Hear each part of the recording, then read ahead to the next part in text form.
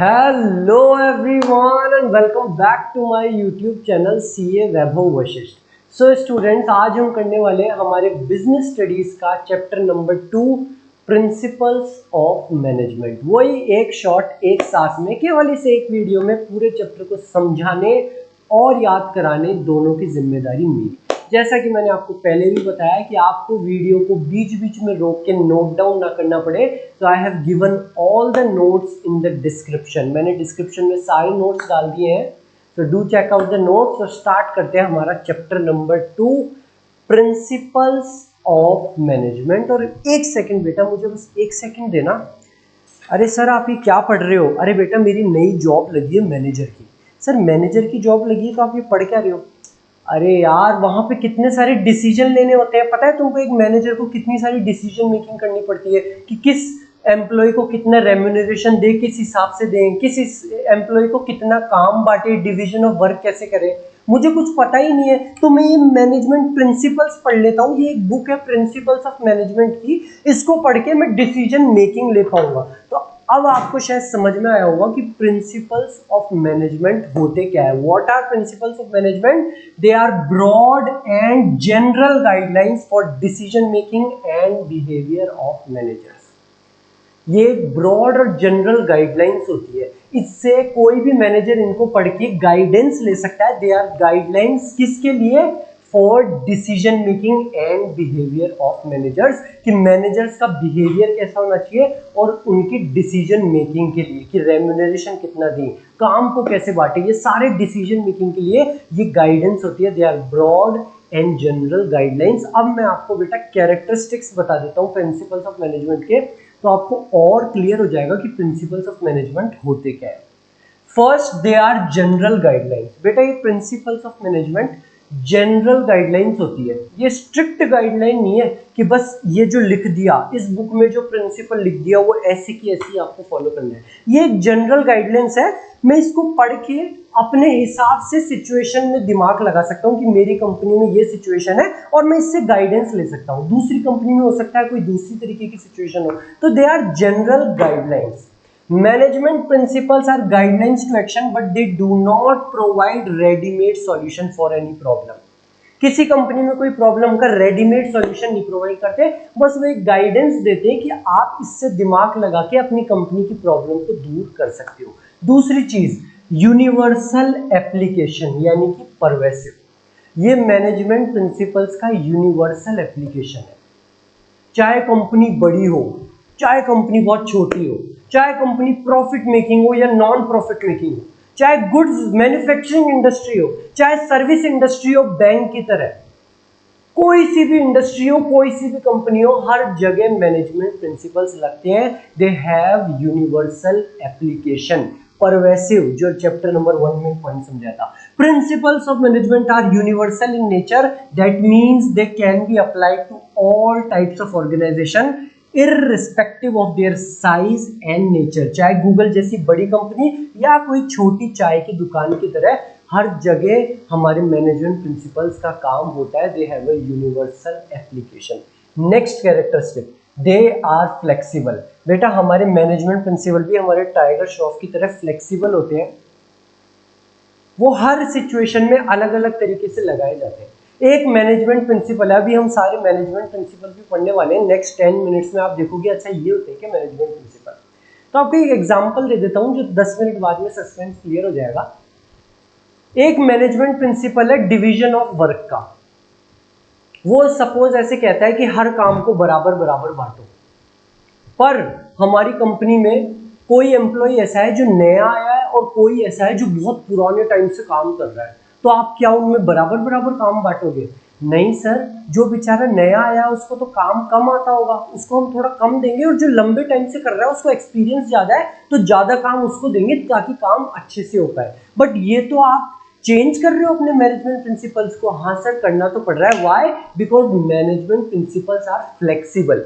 Management principle flexible होते हैं, ये हर सिचुएशन में अलग अलग तरीके से अप्लाई करने होते हैं। एक मैनेजमेंट प्रिंसिपल है रेम्यूनरेशन ऑफ पर्सन, या एक मैनेजमेंट प्रिंसिपल में आपको एक जनरल एग्जांपल दूं कि जितना ज्यादा पैसे दोगे एम्प्लॉइज को, उतना ही ज्यादा वो मोटिवेट होंगे। हाँ सर, सीधी सी बात है, जितना ज्यादा पैसा देंगे उतना ही ज्यादा मोटिवेट होंगे। इंडिया में तो ये मैनेजमेंट प्रिंसिपल लग जाएगा, लेकिन कई ऐसी बाहर की कंट्रीज है बेटा, वहां के एम्प्लॉइज पैसों से मोटिवेट नहीं होते। उनको स्टेटस, अपनी वर्क लाइफ बैलेंस, ये सब चाहिए, उनको पैसे से मतलब नहीं है। बोले हमको हमारी इज्जत मिलनी चाहिए, ऐसा नहीं है। इंडिया में तो पैसे दो और फिर चाहे उसको लात मारो, घूसा मारो, उससे कितना ही काम कराओ। So these management principles are flexible, ये सिचुएशन के हिसाब से मॉडिफाई हो सकते हैं। Management principles can be applied differently under different conditions. They are not set of rigid statements but can be modified by managers when using them. ये modify कर सकते हैं मैनेजर, जिस सिचुएशन में उसको यूज कर रहे हैं उस हिसाब से उसको मॉडिफाई कर सकते हैं। Next characteristic, mainly behaviour. हमारे मैनेजमेंट प्रिंसिपल बिहेवियरल होते हैं। ये बेसिकली लोगों से कैसे डील करना है, लोगों के बिहेवियर से कैसे डील करना है, हमको वही समझाते हैं। जैसे साइंटिफिक प्रिंसिपल्स होते हैं, वो तो कुछ काम आते हैं कि भाई इतना H2 मिलाएंगे, इतना O मिलाएंगे तो पानी बनेगा, इतना H2SO4 या एसिड बनाने के लिए ऐसा करना पड़ेगा, वो साइंटिफिक प्रिंसिपल्स होते हैं। मैनेजमेंट प्रिंसिपल्स तो केवल लोगों के बिहेवियर को जानने के लिए और लोगों के बिहेवियर को अच्छा करने के लिए होते हैं, कि बॉस का बिहेवियर अपने एम्प्लॉयज से अच्छा रहे, पूरी कंपनी में एक अच्छा सा माहौल बना रहे। ये केवल आपके लोगों के बिहेवियर को पहचानने और उनके बिहेवियर को अच्छे करने के लिए होते हैं। They are form to guide and influence the behaviour of employees. They insist on improving relationship between superior, subordinate and all members of organization. Organization के सारे मेंबर्स, चाहे सुपीरियर हो चाहे सबॉर्डिनेट हो, चाहे बॉस हो चाहे एम्प्लॉय हो, सब में एक अच्छा माहौल बना रहे, उनके बीच में एक अच्छी रिलेशनशिप बनी रहे। हम केवल इसीलिए प्रिंसिपल्स ऑफ मैनेजमेंट का यूज करते हैं।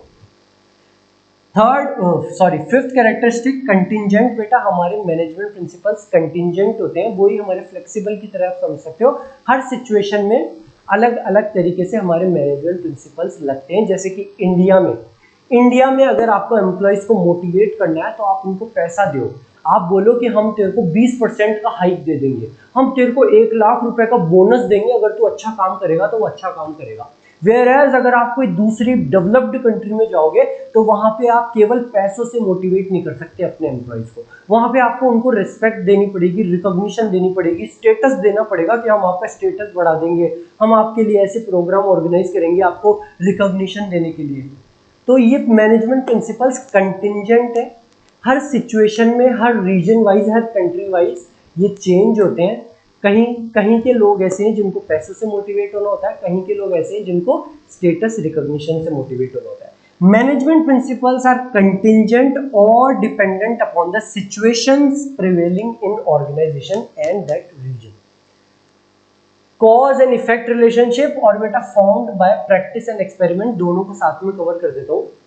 Formed by practice and experiment, हमारे मैनेजमेंट प्रिंसिपल्स, ये जो मैं मैनेजमेंट प्रिंसिपल पढ़ रहा था ना अभी मेरी जॉब के लिए, हाँ सर आपकी जॉब लगी थी, आप मैनेजमेंट प्रिंसिपल पढ़ रहे थे। ये मैनेजमेंट प्रिंसिपल मैंने या जिसने भी लिखे, हमारे हेनरी फेयोल और FW टेलर साहब ने, ऐसे ही नहीं कि उनको आंख बंद करी सपना आया और वो लिखते हुए चले गए कि हाँ ऐसे ऐसे होना चाहिए, ऐसे मोटिवेट होएगा, इस हिसाब से हमको काम बांटना चाहिए, ऐसे मजे से उन्होंने सपने में आके नहीं लिखे सारे। But they are formed by practice and experiment. Sir उन्होंने किस बात के एक्सपेरिमेंट करे? साइंस वालों को तो समझ में भी आता है एक्सपेरिमेंट। बेटा हमारे हेनरी फेयोल साहब एक फैक्ट्री में गए थे, FW टेलर साहब एक फैक्ट्री में गए, वहां पे उन्होंने लोगों को काम करते हुए देखा और उन्होंने देखा कि यार काम करने में ये गड़बड़ हो रही है, चलो ये प्रिंसिपल लिख देता हूँ। उन्होंने देखा यार इस एम्प्लॉय को मैं मोटिवेट कैसे करूं, अच्छा पैसा दे रहे हैं तो ये एम्प्लॉयज मोटिवेट हो रहे हैं, चलो एक प्रिंसिपल लिख देता हूँ। उन्होंने देखा ये नया काम आया, इसको बांटू कैसे लोगों के बीच में, इस आदमी को ज्यादा काम आता है, इसको इतना दे दो, इसको कम आता है उसको। उन्होंने ये सारी चीजें देखी, उन्होंने ऑब्जर्व करा, एक्सपेरिमेंट करा और उसके बाद में ही उन्होंने वो मैनेजमेंट का प्रिंसिपल देखा। So these management principles are formed by practice and experiment. Management principles are developed only after deep and thorough research work. They are not developed overnight. सोते सोते सपनों में उन्होंने उसको लिख नहीं दिया, but they are developed by practice and experiments. Next characteristic and the last characteristics, cause and effect relationship. हमारे मैनेजमेंट प्रिंसिपल्स कॉज और इफेक्ट रिलेशनशिप बताते हैं कि अगर हम ये करेंगे तो ऐसा होगा, और अगर हम ये दूसरी चीज करेंगे तो ऐसा होगा, यानी कि हम कोई चीज करेंगे तो उसका रिजल्ट ऐसा होगा। ये बताते हैं हमारे मैनेजमेंट प्रिंसिपल्स कि अगर आप एम्प्लॉइज को बोनस दोगे तो आपकी कंपनी का सेल्स बढ़ेगी, आपका प्रॉफिट बढ़ेगा। अगर आप अपने एम्प्लॉइज को बोनस नहीं दोगे, उनको मार तोड़ के काम करवाओगे, उनसे जबरदस्ती काम करवाओगे, तो अल्टीमेटली आपकी सेल्स कम होगी, आपका प्रॉफिट कम होगा।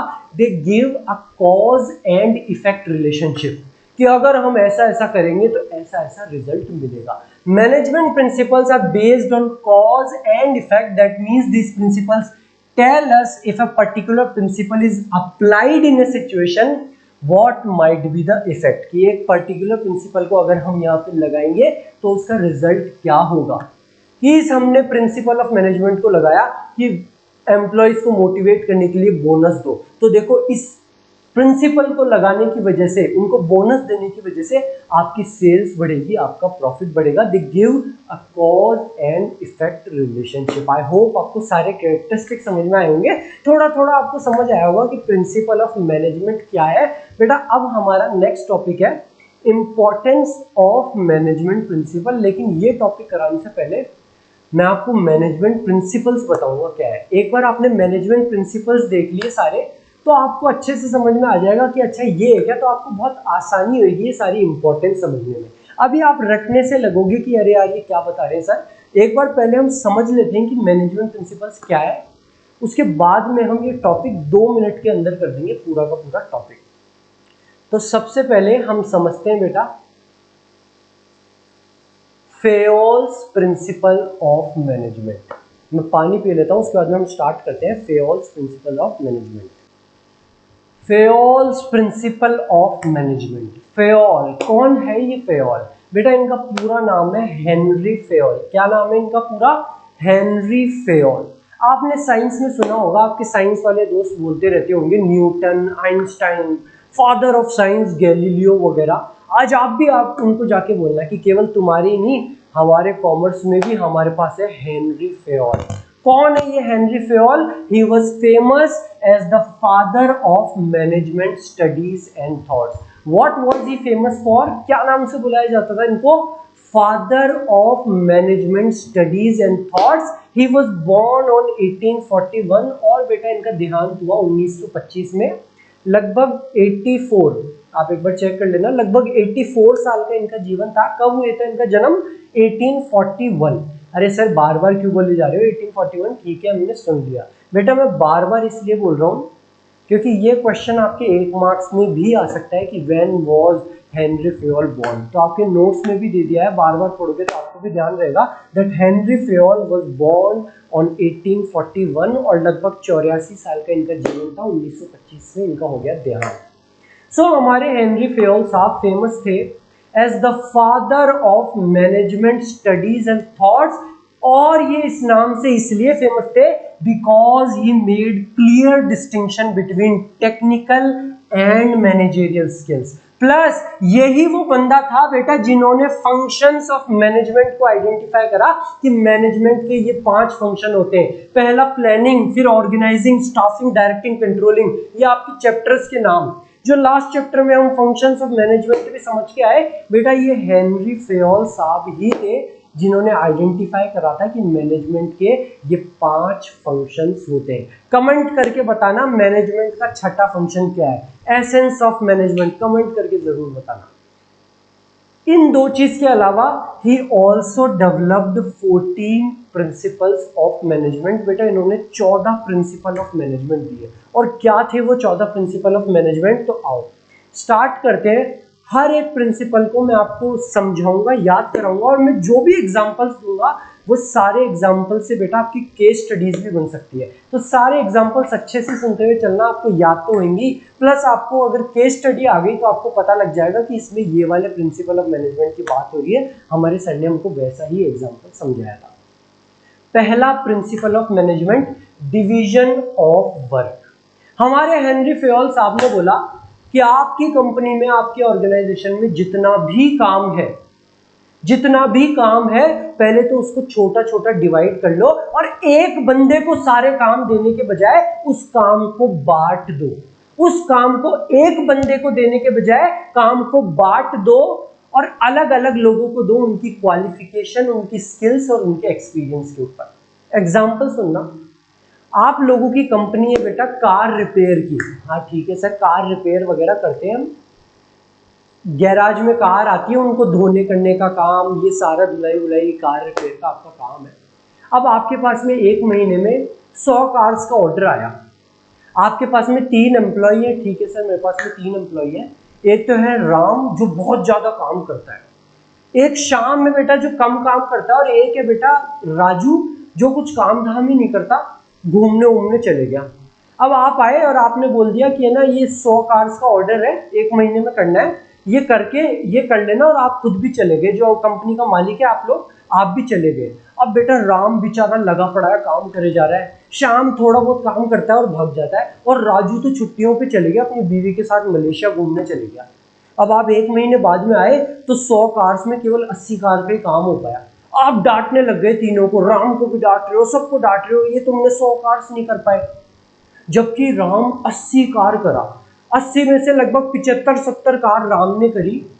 तो ये क्यों हुआ? ये हुआ आपकी गलती की वजह से। तभी तो मैं ये बुक पढ़ रहा था प्रिंसिपल ऑफ मैनेजमेंट की। अगर मैं ये प्रिंसिपल ऑफ मैनेजमेंट पढ़ लेता हेनरी फेयोल का डिवीजन ऑफ वर्क, तो मुझे ये बात पता होती कि जितना भी काम है उसको मेरे को स्मॉल पीसेस में डिवाइड करना चाहिए, कि 100 कार्स का ऑर्डर है तो 33 कार करेगा राम, 33 शाम और 33 ये। मेरे को उस पूरे काम को स्मॉल पार्ट्स में डिवाइड करना चाहिए और उनकी क्वालिफिकेशन, उनके एक्सपीरियंस के हिसाब से मुझको काम बांटना चाहिए। अगर कोई फाइनेंस का काम है तो मैं इस सीए को दूंगा, इस फाइनेंस वाले बंदे को दूंगा। अगर कोई रिसर्च का काम है, कोई कार में कमी का काम है, तो ये इंजीनियर को दूंगा। फाइनेंस का काम अगर मैं इंजीनियर को दे दूं तो उससे काम हो ही नहीं कर पाएगा। तो मेरे को काम को बांटना चाहिए और उनकी क्वालिफिकेशन के हिसाब से मुझको काम को देना चाहिए, उनकी क्वालिफिकेशन और उनके एक्सपीरियंस। राम पुराना वर्कर है, शाम नया वर्कर आया, उसको अभी कम एक्सपीरियंस है। अगर मैं बराबर बराबर काम बांट दूंगा तो वो भी मेरी गलती है। जिसको ज्यादा एक्सपीरियंस है मेरे को उसको थोड़ा ज्यादा काम देना चाहिए, और जो नया वर्कर आया उसको थोड़ा कम काम दूंगा, ताकि वो ढंग से काम भी हो पाए, प्लस नया वर्कर कम काम करके थोड़ा सीख जाएगा। 1-2 साल बाद में मैं उनको बराबर से काम बांटने लग जाऊं। तो क्या कहता है हमारे डिवीजन ऑफ वर्क का प्रिंसिपल, कि जितना भी आपका काम है उसको डिवाइड कर दो, और एक ही बंदे को सारे काम देने के बजाय उसको अलग अलग लोगों में बांटो, उनकी क्वालिफिकेशन, उनकी स्किल्स और उनके एक्सपीरियंस के ऊपर। जिस एम्प्लॉय को ज्यादा एक्सपीरियंस है उसको थोड़ा सा ज्यादा दो, जो नया एम्प्लॉय है उसको थोड़ा कम। Whole work must be divided into small task और units, and instead of assigning the whole work to one person, पूरा का पूरा काम राम को देने के बजाय it should be assigned to according to the capability, qualification and experience of the persons। उसको अलग एक ही बंदे को सारे काम देने के बजाय अलग अलग लोगों को दो, उनकी क्वालिफिकेशन, उनकी एक्सपीरियंस और उनकी स्किल्स के हिसाब से। ये था हमारा पहला principal of management. Next principle, authority and responsibility. Authority and responsibility, ध्यान से सुनना। सबसे पहले तो अथॉरिटी क्या होता है बेटा? अथॉरिटी का मतलब होता है पावर टू टेक डिसीजन। आपके पास में अथॉरिटी, आप पावर ले सकते हो डिसीजन लेने का। और रिस्पॉन्सिबिलिटी का मतलब होता है, आप सब लोग समझते हो रिस्पॉन्सिबिलिटी का मतलब कि काम करके देना है, आपकी रिस्पॉन्सिबिलिटी, आपका दायित्व है ये। अब एक एग्जाम्पल दूंगा, ध्यान से सुनना। आप लोगों के घर में एक प्रोग्राम हुआ, ठीक है सर हमारे घर में प्रोग्राम हुआ, कोई भी शादी पार्टी या पता नहीं छोटा मोटा प्रोग्राम हुआ, छत पे आपको खाना वाना करना है, आपके सारे दोस्त वगैरह आएंगे। अब आपने अपने दोस्तों को बोल दिया कि भाई आ जाना, खाना भी खाना है और काम करवाना है, अपन को सबको लोगों को बैठा के जिमाना है, सबको दाल बाटी ऐसे परोसनी है कि आप लेंगे खाना लेंगे ऐसे। बोले हाँ सर हम समझ गए आपकी बात, हम भी हमारे दोस्तों की शादी पार्टी वगैरह में जाते हैं और पूरा काम करवाते हैं। तो अब आपने अपने दोस्त को बोला कि देख हमको सबको बैठा के खाना वाना खिलाना है, हलवाई बैठे हुए हैं, तो जा जाके सब्जी चाल दावल ये सारी चीज लेके आ जा ताकि हलवाई वो सामान बना पाए। अब ये दोस्त की रिस्पॉन्सिबिलिटी है। क्या है ये आपकी दोस्त की रिस्पॉन्सिबिलिटी कि उसको सारा सामान लेके आना है। अगर वो चाल दावल नहीं लेके आया तो हलवाई क्या बनाएगा, लोग बाग क्या खाएंगे। तो ये आपकी दोस्त की रिस्पॉन्सिबिलिटी है कि उसको सारा सामान को लेके आना है।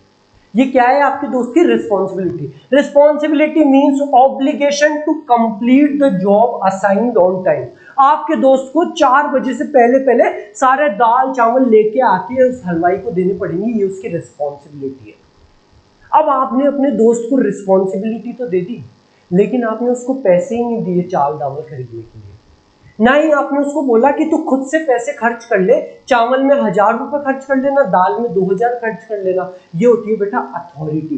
तो रिस्पॉन्सिबिलिटी के साथ साथ आपको अपने दोस्त को अथॉरिटी भी देनी पड़ेगी, पावर टू टेक डिसीजन, कि तू चावल के ऊपर 1000 रुपए खर्च कर सकता है, तू दाल के ऊपर 2000 रुपए खर्च कर सकता है। ये होती है authority. What is authority? Power to take decision. और ये अथॉरिटी और रिस्पॉन्सिबिलिटी साथ साथ चलती है। अगर आप किसी एम्प्लॉय को रिस्पॉन्सिबिलिटी दे रहे हो तो आपको उसको साथ में अथॉरिटी भी देनी पड़ेगी। अगर आप उसको अथॉरिटी नहीं देते तो वो अपना काम नहीं कर पाएगा।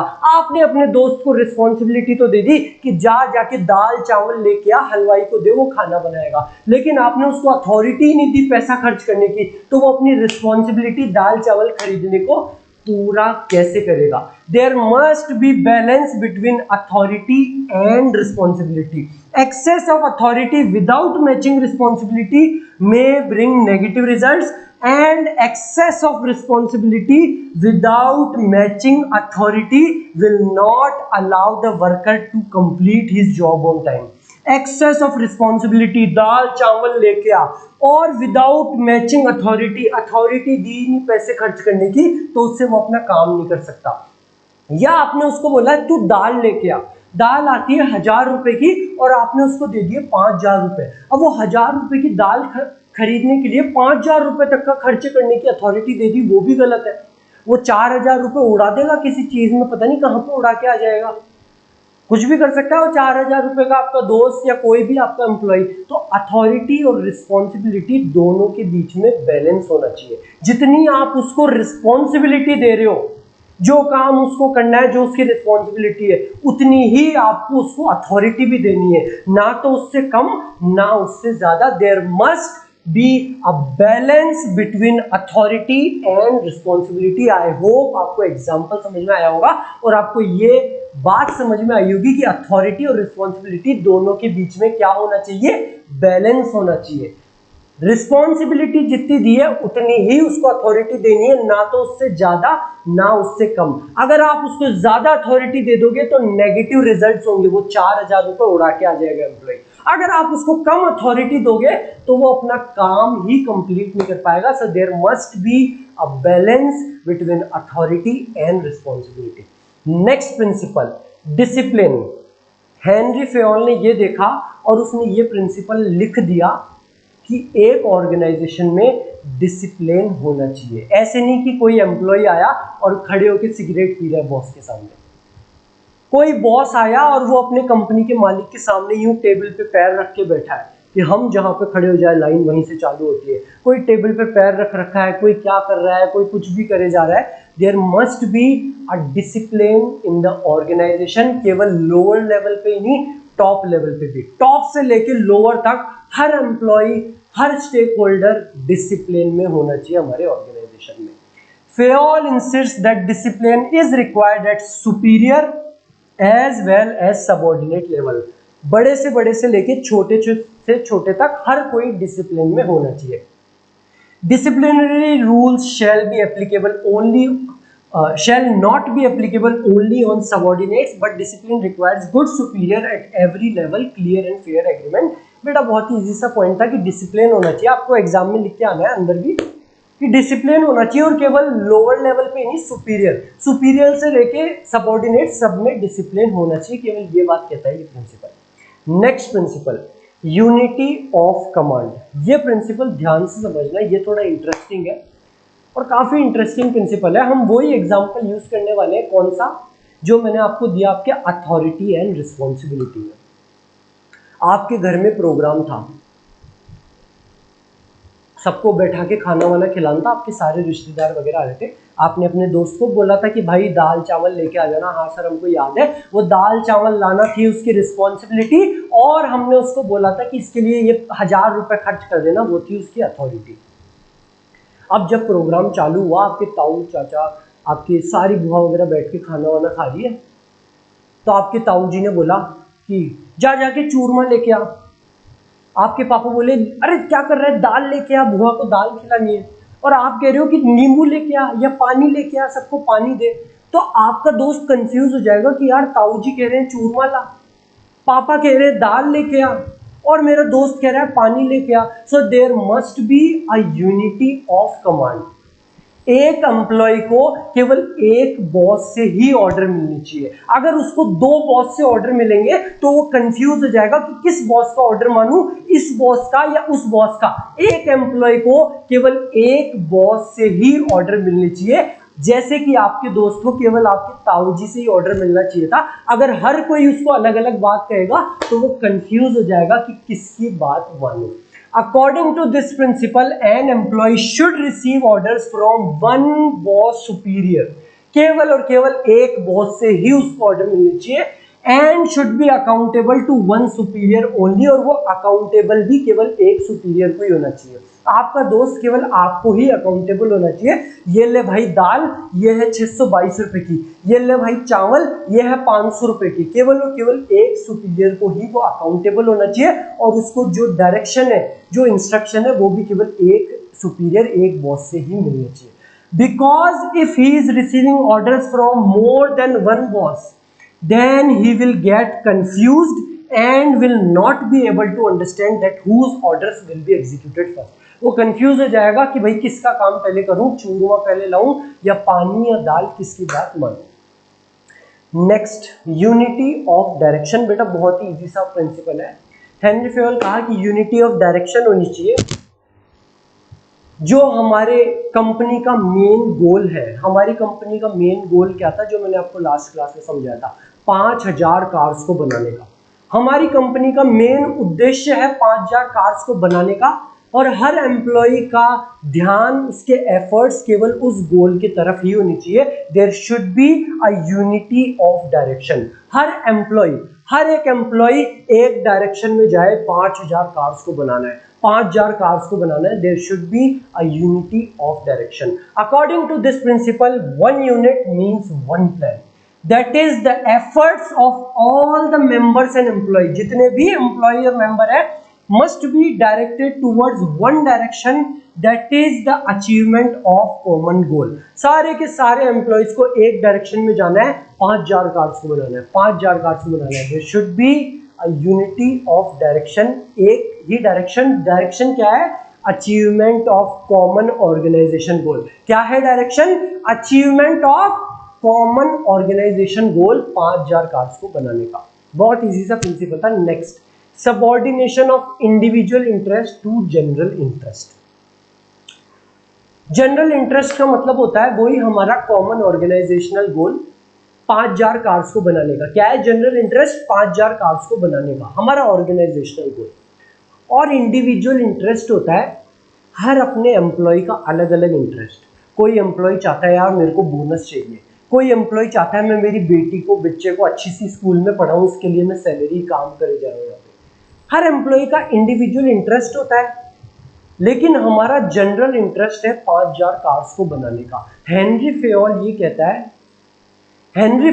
कहता है कि जो इंडिविजुअल इंटरेस्ट है वो कोलाइड करनी चाहिए जनरल इंटरेस्ट के साथ। इंडिविजुअल इंटरेस्ट कोलाइड करनी चाहिए, जनरल कोलाइड नहीं, मतलब वो साथ में चलनी चाहिए जनरल इंटरेस्ट के साथ।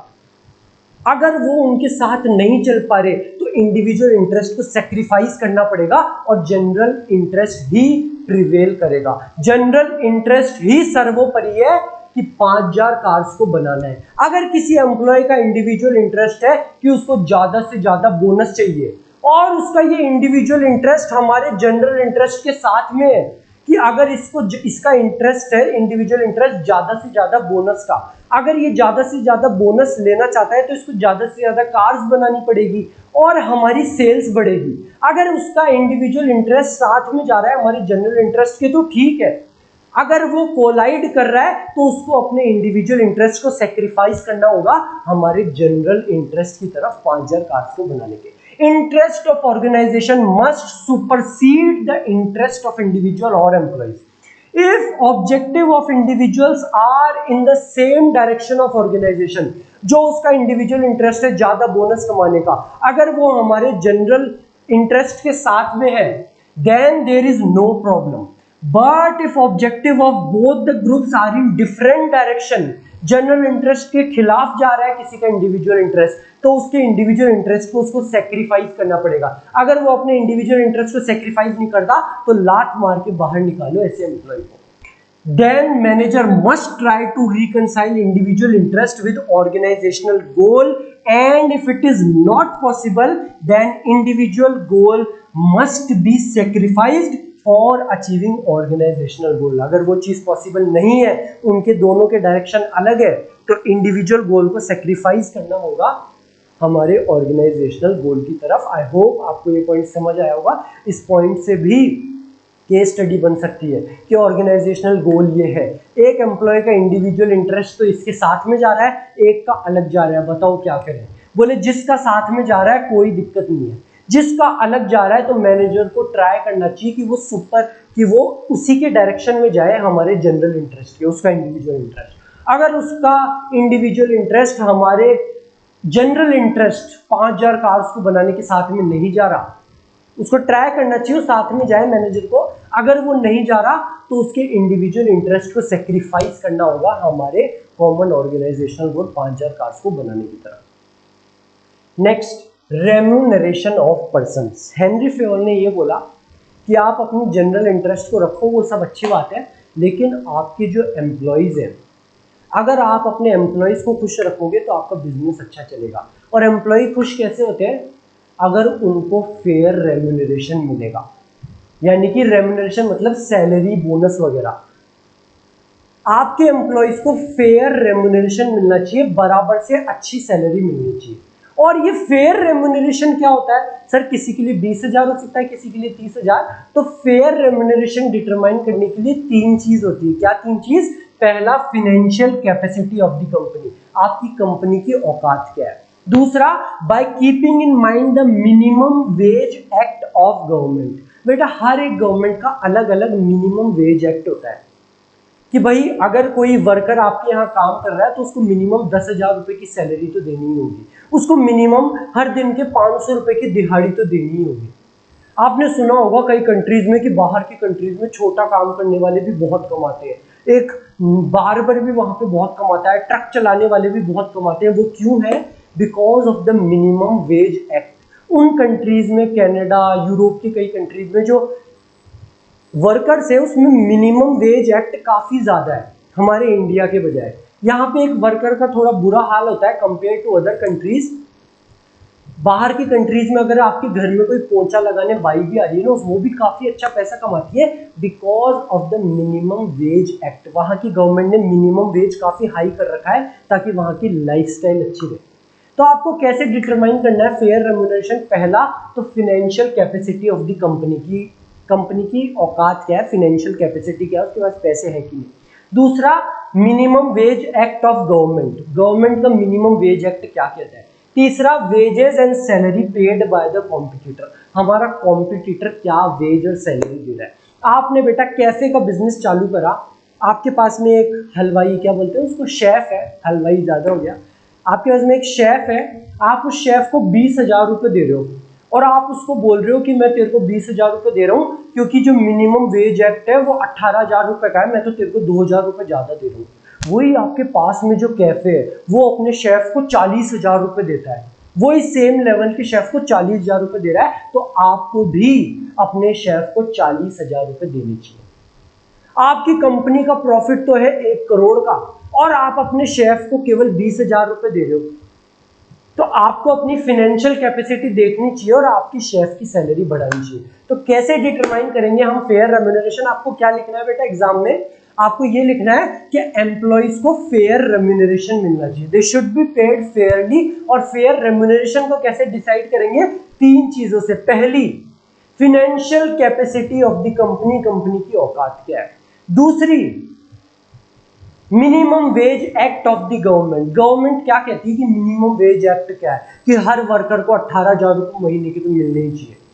तीसरी, wages paid by the competitor, हमारा कॉम्पिटिटर उसको क्या वेज दे रहा है। आप अपने शेफ को 20,000 रुपए महीने के दे रहे हो और कह रहे हो कि देख मिनिमम वेज एक्ट तो 18,000 का है और हम तो उसको 20,000 रुपए दे रहे हैं। वही आपका कॉम्पिटिटर पास में जो रेस्टोरेंट वाला है वो अपने शेफ को 40,000 रुपए दे रहा है। तो आपको इन तीनों चीजों को देख के अपने एम्प्लॉय की रेम्यूनरेशन देनी चाहिए। पहला, financial capacity of the company, company की औकात। दूसरा, मिनिमम वेज और act by the government, government क्या कहती है कि मिनिमम इतना वेज होना चाहिए।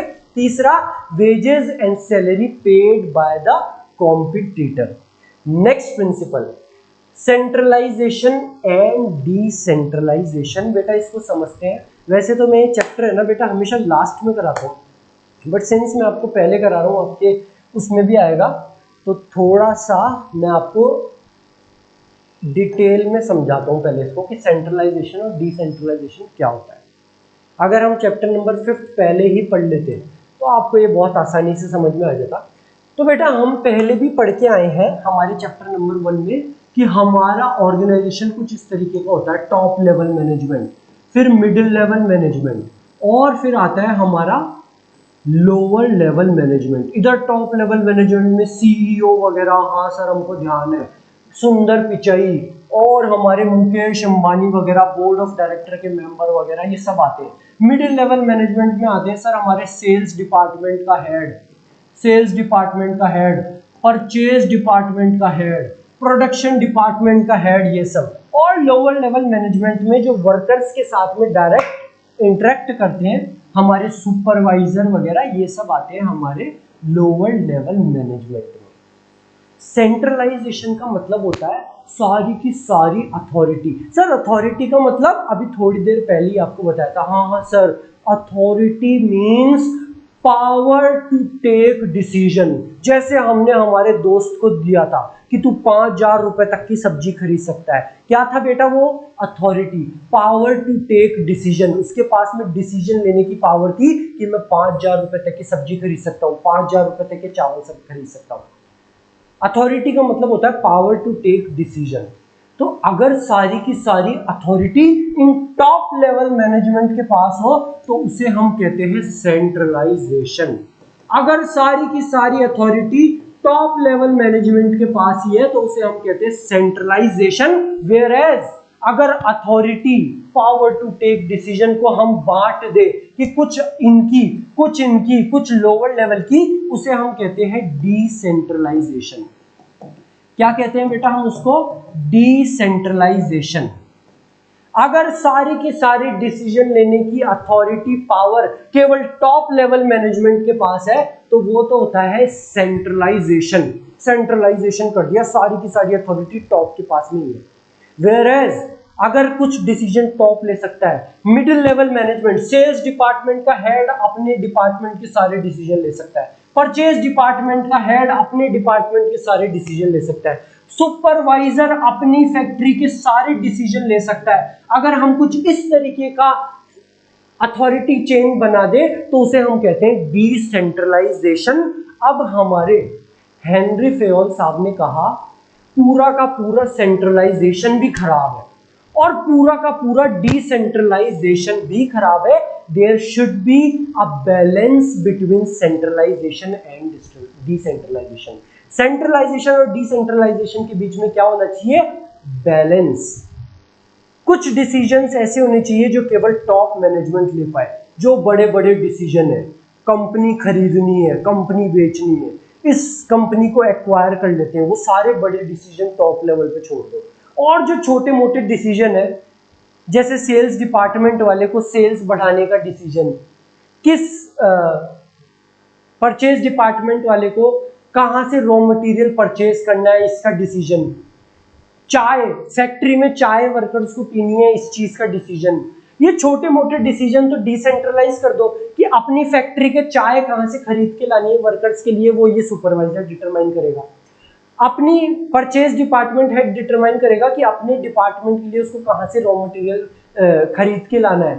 अगर आपको जिस तरीके से there should be a balance between centralization and decentralization, बड़े बड़े डिसीजंस को तो सेंट्रलाइजेशन में रखो कि केवल टॉप लेवल मैनेजमेंट ले पाए, और जो छोटे मोटे डिसीजन है चाय कहां से लानी है ये वो, उसको आप डिसेंट्रलाइज कर दो। चाय कहां से लेनी है ये भी अगर टॉप लेवल मैनेजमेंट बताए तो फिर तो दिक्कत है कि अंबानी साहब बोल रहे हैं कि अरे उस फैक्ट्री में आज 12 चाय आ गई 10 चाय के बजाय, तो ऐसे बिजनेस ही नहीं चल पाएगा। तो हेनरी फेयल साहब ने बोला there should be a balance. क्या होना चाहिए बेटा? A balance between centralization and decentralization. Centralization refers to concentration of authority or power in few hands at top level. केवल टॉप लेवल के पास में सारे डिसीजन लेने की authority. Whereas decentralization means evenly distribution of power at every level of management. Her level of management पे आपने authority power को distribute कर दिया। परचेज डिपार्टमेंट हेड परचेज के डिसीजन ले सकता है अथॉरिटी उसकी, सेल्स डिपार्टमेंट हेड सेल्स के डिसीजन ले सकता है, सुपरवाइजर फैक्ट्री का अपने फैक्ट्री से रिलेटेड सारे डिसीजन ले सकता है, वो होता है डिसेंट्रलाइजेशन। और हेनरी फेयल साहब का कहना था a company must not be completely centralised और completely decentralised, but there must be a combination, एक बैलेंस होना चाहिए। There must be a combination of both depending upon the nature and size of organisation. Company के nature और उसके size के हिसाब से एक कॉम्बिनेशन होना चाहिए सेंट्रलाइजेशन और डिसेंट्रलाइजेशन का। ये सेंट्रलाइजेशन और डिसेंट्रलाइजेशन बेटा हम बहुत डिटेल में डिस्कस करने वाले हैं हमारे चैप्टर नंबर 5 में। तो अभी आपको थोड़ा ओवरव्यू मिल गया। जब हम चैप्टर नंबर 5 पढ़ेंगे ऑर्गेनाइजिंग, तो मैं आपको और शानदार एग्जांपल्स के साथ में ये दोनों चीज समझाने वाला हूं। Next principle of scalar chain. Scalar chain क्या होता है पहले ये समझो। Scalar chain means a line of authority और chain of superior from highest to lowest rank. Scalar chain क्या होता है बेटा? स्केलर चेन और कुछ नहीं, स्केलर चेन यही है, टॉप मिडिल लोअर, इन सबको एक बार भूल जाओ, हटा ही देते हैं। टॉप लेवल मैनेजमेंट, फिर middle level management, middle level में sales department head, purchase department head, फिर ये सेल्स डिपार्टमेंट में ये फैक्ट्री का सुपरवाइजर, ये फैक्ट्री नंबर 2 का सुपरवाइजर, ये फैक्ट्री नंबर 3, इसमें भी ऐसे, ये top level management, production department, ये फैक्ट्री के नीचे वर्कर्स। ये एक स्केलर चेन है, ये एक स्केलर चेन है। और हमारे हेनरी फेयल साहब का कहना था कि ये चेन स्ट्रिक्टली फॉलो होनी चाहिए और सारे डिसीजन और जो भी कम्युनिकेशन है वो इस चेन के हिसाब से ही चलनी चाहिए। अगर मान लो मुकेश अंबानी को कोई बात बतानी है किसी फैक्ट्री से रिलेटेड कि इस फैक्ट्री में ऐसा ऐसा होना चाहिए, तो क्या वो उस फैक्ट्री के सुपरवाइजर को फोन करेगा? इतना बड़ा मुकेश अंबानी आदमी, मुकेश अंबानी बोलेगा अपने लोअर लेवल मैनेजमेंट, जो भी मिडिल लेवल मैनेजमेंट है, कि यार ये ऐसे ऐसे काम करवाओ।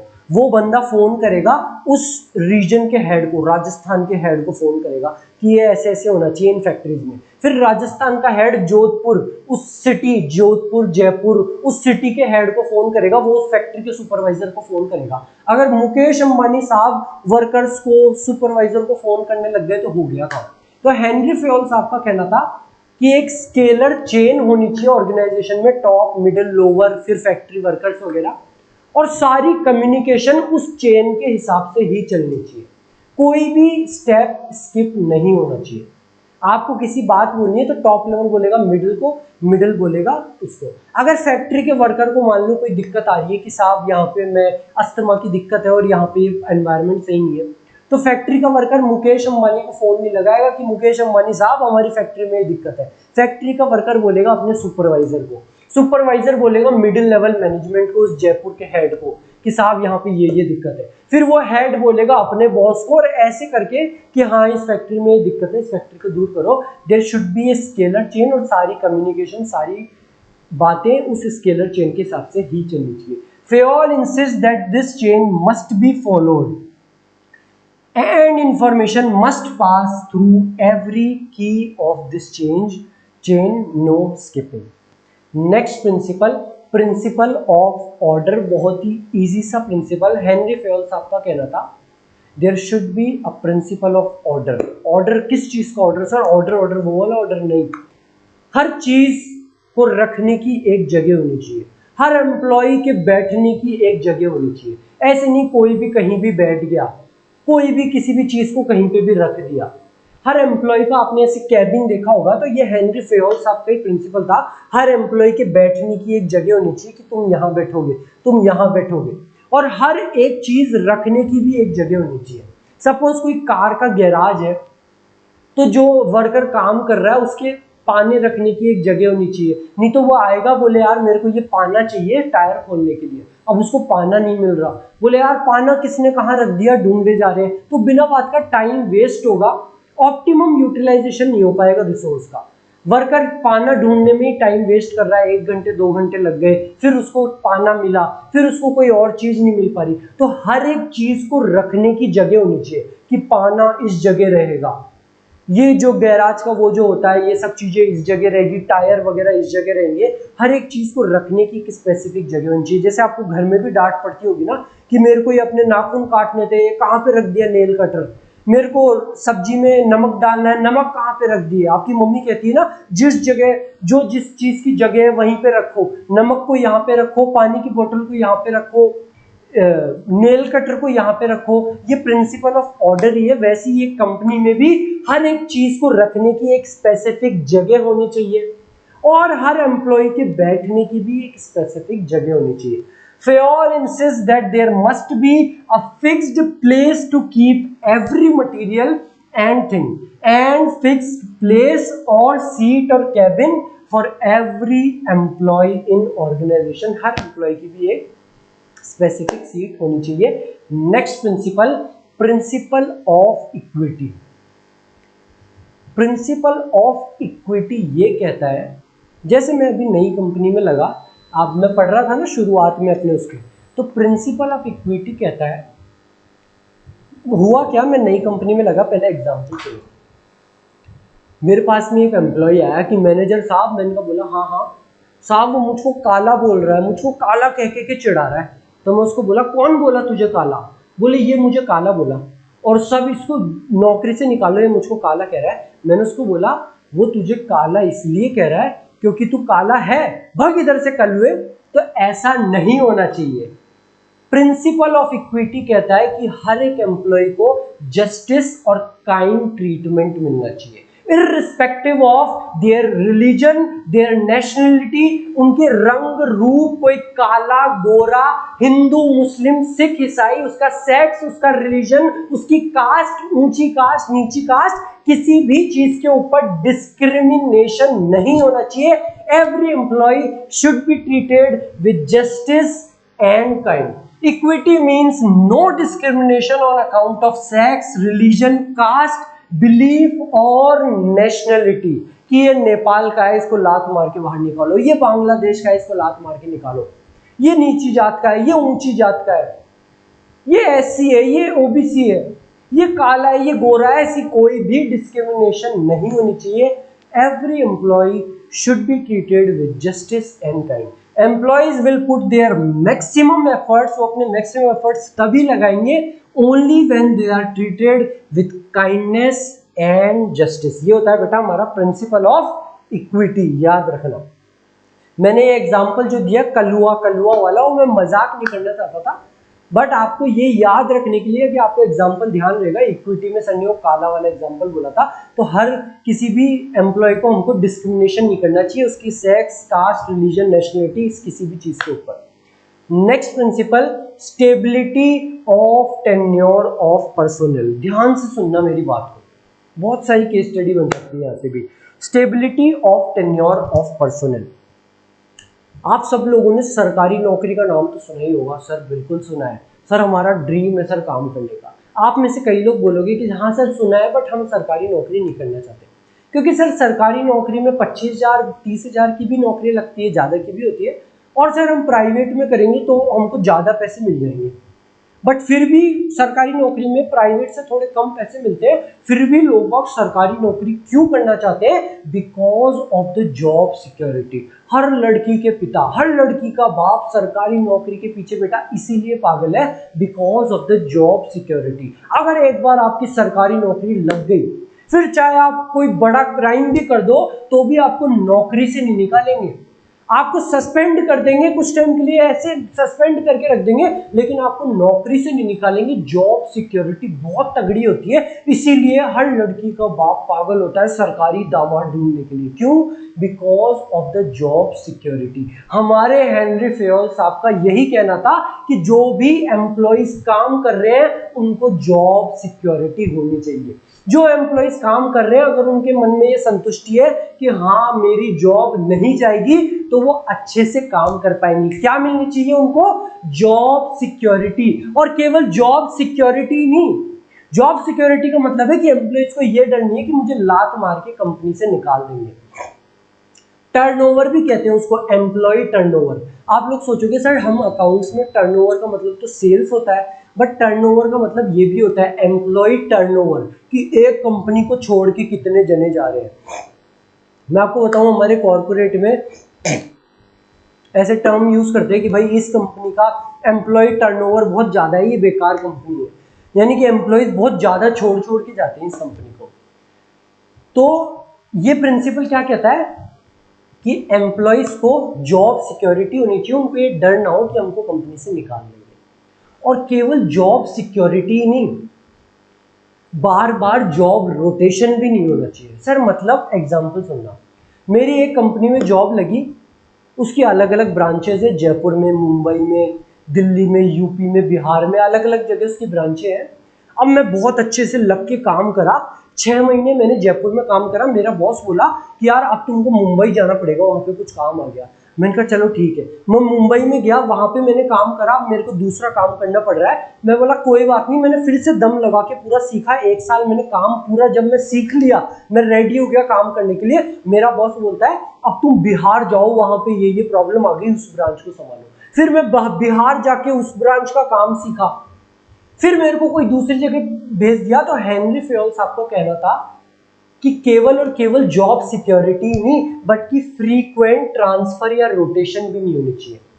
आप बार बार एम्प्लॉइज का ट्रांसफर करे जा रहे हो, कभी वो इधर काम करता है, वो उसका काम सीखता है, उसके बाद में आप फिर उसको दूसरी जगह भेज देते हो, फिर वो दूसरी जगह काम सीखता है, फिर आप उसको तीसरी जगह भेज देते हो। तो इससे केवल उस एम्प्लॉय भी डिमोटिवेट होगा और कंपनी का भी नुकसान होगा, क्योंकि आप उस पर पैसा खर्च कर रहे हो, वो काम सीखता है और आप उसको दूसरी जगह भेज देते हो। ध्यान रखना आपकी केस स्टडी के लिए। क्या कहता है ये प्रिंसिपल? पहले तो जॉब सिक्योरिटी होनी चाहिए, और दूसरा फ्रीक्वेंट ट्रांसफर और रोटेशन भी नहीं होनी चाहिए, बिकॉज इसमें कंपनी का भी नुकसान है और उस एम्प्लॉय का भी नुकसान है। Management must provide the feeling of job security among the employee. Employees को ये फीलिंग होनी चाहिए कि हाँ मेरी जॉब सिक्योरिटी है, मुझको लात मार के नहीं निकालेंगे। Frequent turnover of employees is bad. Frequent turnover, turnover का मतलब क्या होता है? आपके सेल्स अकाउंट्स वाला टर्नओवर नहीं है। टर्नओवर का मतलब होता है कंपनी को जो छोड़ के जाते हैं। जिस कंपनी का एम्प्लॉय टर्नओवर ज्यादा होता है उस कंपनी को बेकार मानते हैं। Frequent turnover of employees is bad and such decision must be taken only when they are almost unavoidable. किसी एम्प्लॉय को अगर लात मार के निकाल रहे हो तो ये डिसीजन केवल तभी होना चाहिए कि वो अनअवॉइडेबल है, वो है ही ऐसा नल्ला छपरी बेरोजगार जो एम्प्लॉय की, उसको तो निकालना जरूरी है, केवल तभी आपको ये डिसीजन लेना है। अदरवाइज आपको एम्प्लॉयज को ये फीलिंग देनी है कि उनकी जॉब सिक्योर है। नॉट ओनली टर्नओवर, यानी कि केवल लात मार के निकालना ही नहीं, बट फ्रीक्वेंट ट्रांसफर और rotation should also be avoided because it takes time for a person to learn and be settled on a job. मेरे को बहुत टाइम लगा, जयपुर में 6 महीने लगे और मेरा रोटेशन कर दिया। फिर मुझको टाइम लगा मुंबई में काम को सीखने में, फिर मेरा रोटेशन कर दिया। because it takes time for a person to learn and be settled on a job, and frequent transfers will be wastage of resources. Company का भी नुकसान हुआ and employees will not be able to contribute his best for organization, और employee भी अपना best नहीं दे पाएगा organisation को। तो आई होप आपको ये प्रिंसिपल समझ में आया होगा। मैंने आपको दोनों चीज समझाई, एक तो जॉब सिक्योरिटी और दूसरा फ्रीक्वेंट ट्रांसफर और रोटेशन भी नहीं होने चाहिए। दोनों को समझाया और एग्जांपल के साथ में समझाया कि आपको अंदर क्या लिखना है वो भी ध्यान रहे और केस स्टडी में कोई दिक्कत नहीं है। Next principle, initiative. इनिशिएटिव का मतलब क्या होता है बेटा, ये प्रिंसिपल क्या कहता है, तो ध्यान से सुनना मेरे इस एग्जांपल को, ताकि ये प्रिंसिपल भी आपको ध्यान रहे कि ये प्रिंसिपल के अंदर है क्या और आप केस स्टडी में कंफ्यूज ना हो। कोलगेट कंपनी का आपने नाम सुना होगा। बोले हाँ सर बिल्कुल सुना है कोलगेट, हम रोज सुबह उठ के कोलगेट से ही तो ब्रश करते हैं। तो कुछ टाइम पहले आज जो आप सुनते हो ना कि आप दुकान पे जाके ऐसे नहीं कहते कि भैया मुझको टूथपेस्ट दे देना, आप कहते हो कि भैया मुझको कोलगेट दे देना। फिर वो कहता है कि कौन सा वाला दूं, पेप्सोडेंट दूं, क्लोजअप दूं या कौन सा दूं, बोले पेप्सोडेंट दे देना। आप इतना फेमस है कोलगेट। आज से कुछ टाइम पहले इतना फेमस नहीं था कोलगेट। इतना फेमस वो कैसे हुआ, तो बेटा कोलगेट ने अपने एम्प्लॉइज, कोलगेट परेशान हो रहा था कि अपनी सेल्स कैसे बढ़ाए, तो उसने अपने एम्प्लॉइज को बोला कि आप सब लोग आइडियाज दो। टॉप लेवल मैनेजमेंट ने अपना एटीट्यूड को छोड़ा और एम्प्लॉइज को बोला कुछ आइडियाज दो। तो एक एम्प्लॉय आके ये आइडिया दिया था कि हम सेल्स को शायद नहीं बढ़ा पाए, लेकिन हम लोगों की आदत डाल सकते हैं, हमारी क्वांटिटी बढ़ा सकते हैं लोगों को यूज करने की। बोले वो कैसे, कि हम जो कोलगेट की ट्यूब है वो कुछ इस तरीके से बनाएंगे कि अगर कोलगेट ज्यादा निकल जाए तो वो वापस न जा पाए। आप कोलगेट निकालना और उसको वापस से डाल के बताना उसमें। हम कुछ इस तरीके से डिजाइन करेंगे ट्यूब को कि लोग बहुत ज्यादा यूज करने लग जाए, अगर उनसे गलती से निकल भी जाए तो वो उसको वापस न डाल पाए। ये एक छोटा सा पॉइंट था बेटा जो एकदम से सेल्स बढ़ाया था कोलगेट की, ये छोटा सा पॉइंट, और ये वहां के एम्प्लॉय ने दिया था, एक लोअर लेवल एम्प्लॉय ने, और इसका कंपनी पे बहुत तगड़ा फायदा हुआ था। और ये क्यों हो पाया, because of this principle initiative. Henry Fayol साहब ने कहा कि आपको सब एम्प्लॉयज को इनिशिएटिव देना चाहिए, आपको अपने एम्प्लॉयज से पूछना चाहिए कि तुम आइडियाज बताओ हमको। और इनिशिएटिव का मतलब डिसओबीडियंस नहीं है, सब एम्प्लॉयज को बोलना चाहिए कि आप अपने अपने आइडियाज बताओ कि हम काम को किस तरीके से करें।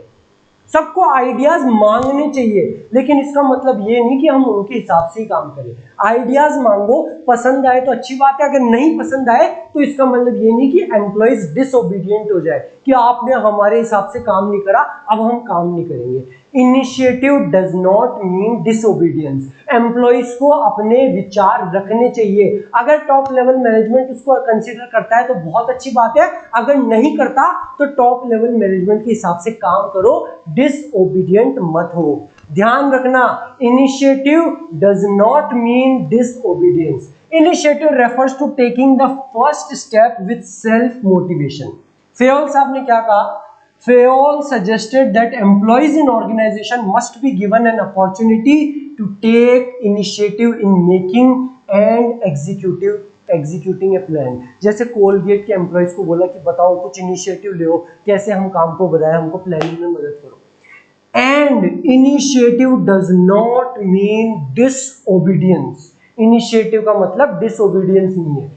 Every employee must follow decision taken by management even if it is not according to his suggestion।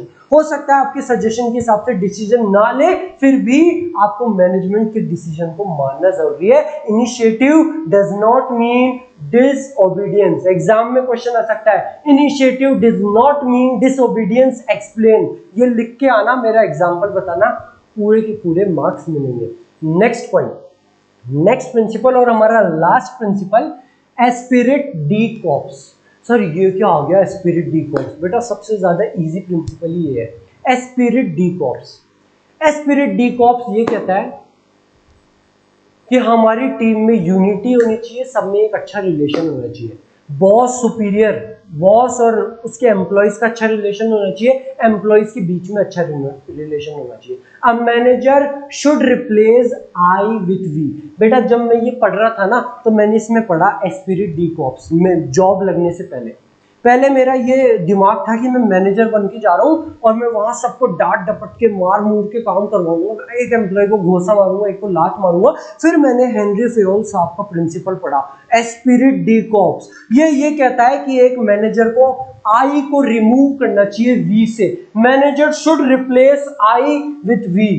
मैं हूं, जो डिसीजन लूंगा मैं ही लूंगा, उस आई को उसको रिप्लेस करना चाहिए वी के साथ में। हमारी टीम में यूनिटी होनी चाहिए, हार्मनी होनी चाहिए, हमारी टीम में एक अच्छा माहौल होना चाहिए, बॉस सुपीरियर का, एम्प्लॉयज के बीच में भी अपनी। Management must encourage team spirit, unity and harmony. This will bring, और अगर वो ऐसा करेगा तब ही कोऑर्डिनेशन होगा टीम के बीच में। This will bring coordination and cooperation in organization. अगर वो ऐसा करेगा, टीम स्पिरिट, हार्मनी वगैरह रहेगी, तभी एम्प्लॉयज के बीच में कोऑर्डिनेशन और कोऑपरेशन होगा। क्या लिख के आना है आपको अंदर? Manager should replace I with we. आपको मेरा एग्जांपल ध्यान रखना है। सर एम्प्लॉय कंपनी में गए थे और सर की इच्छा थी कि मैं किसी को घोसा मारूंगा, किसी को लात मार के काम कराऊंगा, पर सर ने एस्पिरिट डी कॉप्स पढ़ा, manager should replace I with we. Manager को आई को, जो हूं मैं हूं, उसको रिप्लेस करना चाहिए वी, कि हम सब साथ में काम कर रहे हैं, हम पूरी एक कंपनी के साथ में काम कर रहे हैं, तब ही हमारी टीम के बीच में कोऑर्डिनेशन और कोऑपरेशन होगा। तो बेटा ये थे 14 principles of management. I hope आपको सारे प्रिंसिपल्स समझ आए होंगे और याद रहे होंगे। एक बार फिर से आप इस वीडियो को पूरा देखना, एक बार फिर से पूरा वापस से देखना और केवल नोट साथ में खोलते हुए चलना, आपको पूरे के पूरे प्रिंसिपल याद भी हो जाएंगे। चलते हैं बेटा हमारे नेक्स्ट टॉपिक के ऊपर, हमारे FW टेलर साहब के साइंटिफिक मैनेजमेंट प्रिंसिपल्स। और बेटा इसको करने से पहले हम वो इम्पोर्टेंस पढ़ लेते हैं जो मैंने आपको बोला था कि इम्पोर्टेंस। पहले हम हेनरी फेयोल के प्रिंसिपल्स ऑफ मैनेजमेंट देख लेते हैं, बाद में हम ये इंपॉर्टेंस देखेंगे। तो आप खुद बोलोगे कि सर ये तो काफी इजी थी अब समझने में। So these are the importance of management principles. जैसे कि first importance, providing managers with useful insights into reality. बेटा जब मैंने क्लास स्टार्ट करी थी, मेरी जो जॉब लगी थी, तो मैं पढ़ रहा था ना मैनेजमेंट के प्रिंसिपल्स। ये मैं क्यों पढ़ रहा था? क्योंकि मुझे इससे यूजफुल इंसाइट्स मिल रहे थे, मुझे इससे गाइडेंस मिल रही थी कि मेरे को इस तरीके से मैनेज करना है। So these management principles they provide useful insights to managers, ताकि वो अच्छे से मैनेज कर पाए। Management principles act as guidelines for the managers. They improve knowledge, ability and understanding of managers under various managerial situations. Next, optimum utilization of resources. हमारे management principles की मदद से हम हमारे resources का optimum utilization कर सकते हैं। जैसे कि हमारा management principle है division of work, किस काम को सही से बांटो और सब लोगों में डिवाइड करो। कोई भी वर्कर ज्यादा काम नहीं करे और कोई मजे नहीं मारे, आपकी वर्कर्स की सैलरी वेस्ट नहीं होगी, उनको कम टाइम लगेगा। तो हमारे मैनेजमेंट प्रिंसिपल से हम ऑप्टिमम यूटिलाइजेशन कर सकते हैं हमारे रिसोर्सेज का।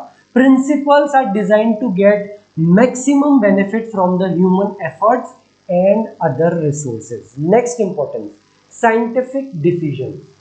हमारे मैनेजमेंट प्रिंसिपल्स ऐसी मजे में नहीं लिख दी, हमने कैरेक्टरिस्टिक भी समझी थी कि वो कॉज और इफेक्ट रिलेशनशिप देते हैं, और वो डिजाइन करे गए एक्सपेरिमेंट और ऑब्जर्वेशन के ऊपर। FW टेलर और हेनरी फेयोल इन्होंने ऑब्जर्व करा था वर्कर्स को, उसके बाद में लिखे हैं। तो किसी भी प्रॉब्लम को रीच आउट करने के लिए अगर मैनेजर्स मैनेजमेंट प्रिंसिपल्स का यूज करते हैं तो उस प्रॉब्लम को वो साइंटिफिकली सॉल्व कर सकते हैं, क्योंकि हमारे मैनेजमेंट प्रिंसिपल्स एक्सपेरिमेंट और ऑब्जर्वेशन के बाद में ही लिखे गए। Remuneration of person, division of work, authority responsibility, ये सब एक्सपेरिमेंट, साइंटिफिक एक्सपेरिमेंट्स और इनके बाद में ही लगे हैं। नॉट साइंटिफिक कि कुछ केमिकल वगैरह वगैरह वैसा नहीं, बट एक्सपेरिमेंट और ऑब्जर्वेशन के बाद में ही लिखे गए हैं। Management principles enable the manager to approach various problems systematically and scientifically. Next important, meeting changing environment requirement. बेटा ये एक ऐसा पॉइंट है जो आपको जब आपका थर्ड चैप्टर हो जाएगा उसके बाद में ज़्यादा अच्छे से आएगा। ये पॉइंट क्या कहता है? ये पॉइंट ये कह रहा है कि हमारा बिजनेस एनवायरनमेंट कंटिन्यूसली चेंजिंग है और उस एनवायरनमेंट के चेंजेस हमारे ऑर्गेनाइजेशन में भी आने चाहिए। आई नो आपको ये पॉइंट समझ में नहीं आया होगा कि सर कौन सा बिजनेस एनवायरनमेंट क्या, तो बेटा हमारे चैप्टर नंबर 3 का नाम है बिजनेस एनवायरनमेंट। उसमें मैं आपको बहुत अच्छे से एग्जाम्पल देके समझाऊंगा बिजनेस एनवायरनमेंट क्या होता है, वो चेंजेस को कंपनी में लाना क्यों जरूरी है। मैं आपको नोकिया कंपनी का एग्जांपल, बहुत सारे एग्जांपल देके समझाऊंगा। उस चैप्टर को पढ़ने के बाद में आपको लगेगा कि सर इस पॉइंट में तो कुछ था ही नहीं।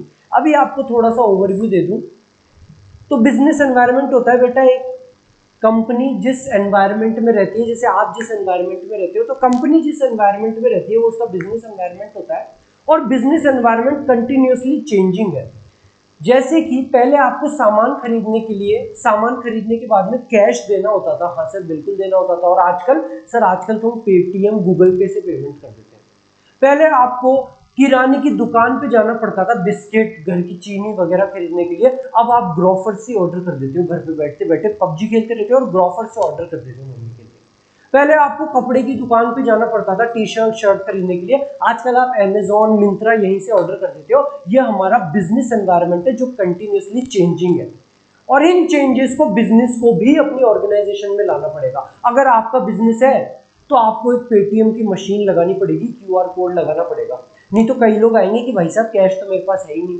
अगर आपका बिजनेस है तो आपको भी उसको ऑनलाइन लेके आना पड़ेगा अपनी सेल्स बढ़ाने के लिए। तो ये मैनेजमेंट प्रिंसिपल्स मदद करते हैं मैनेजर्स को उन चेंजेस को जो बिजनेस एनवायरनमेंट में आ रहे हैं उनको अपनी ऑर्गेनाइजेशन में लाने में। ये पॉइंट जब आप चैप्टर नंबर 3 कर लोगे उसके बाद में आपको और अच्छे समझ में आएगा कि ये काफी इजी पॉइंट था।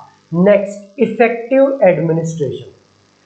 ध्यान से सुनना मेरे एग्जाम्पल को। सबसे पहले ये समझो कि एडमिनिस्ट्रेशन होता क्या है।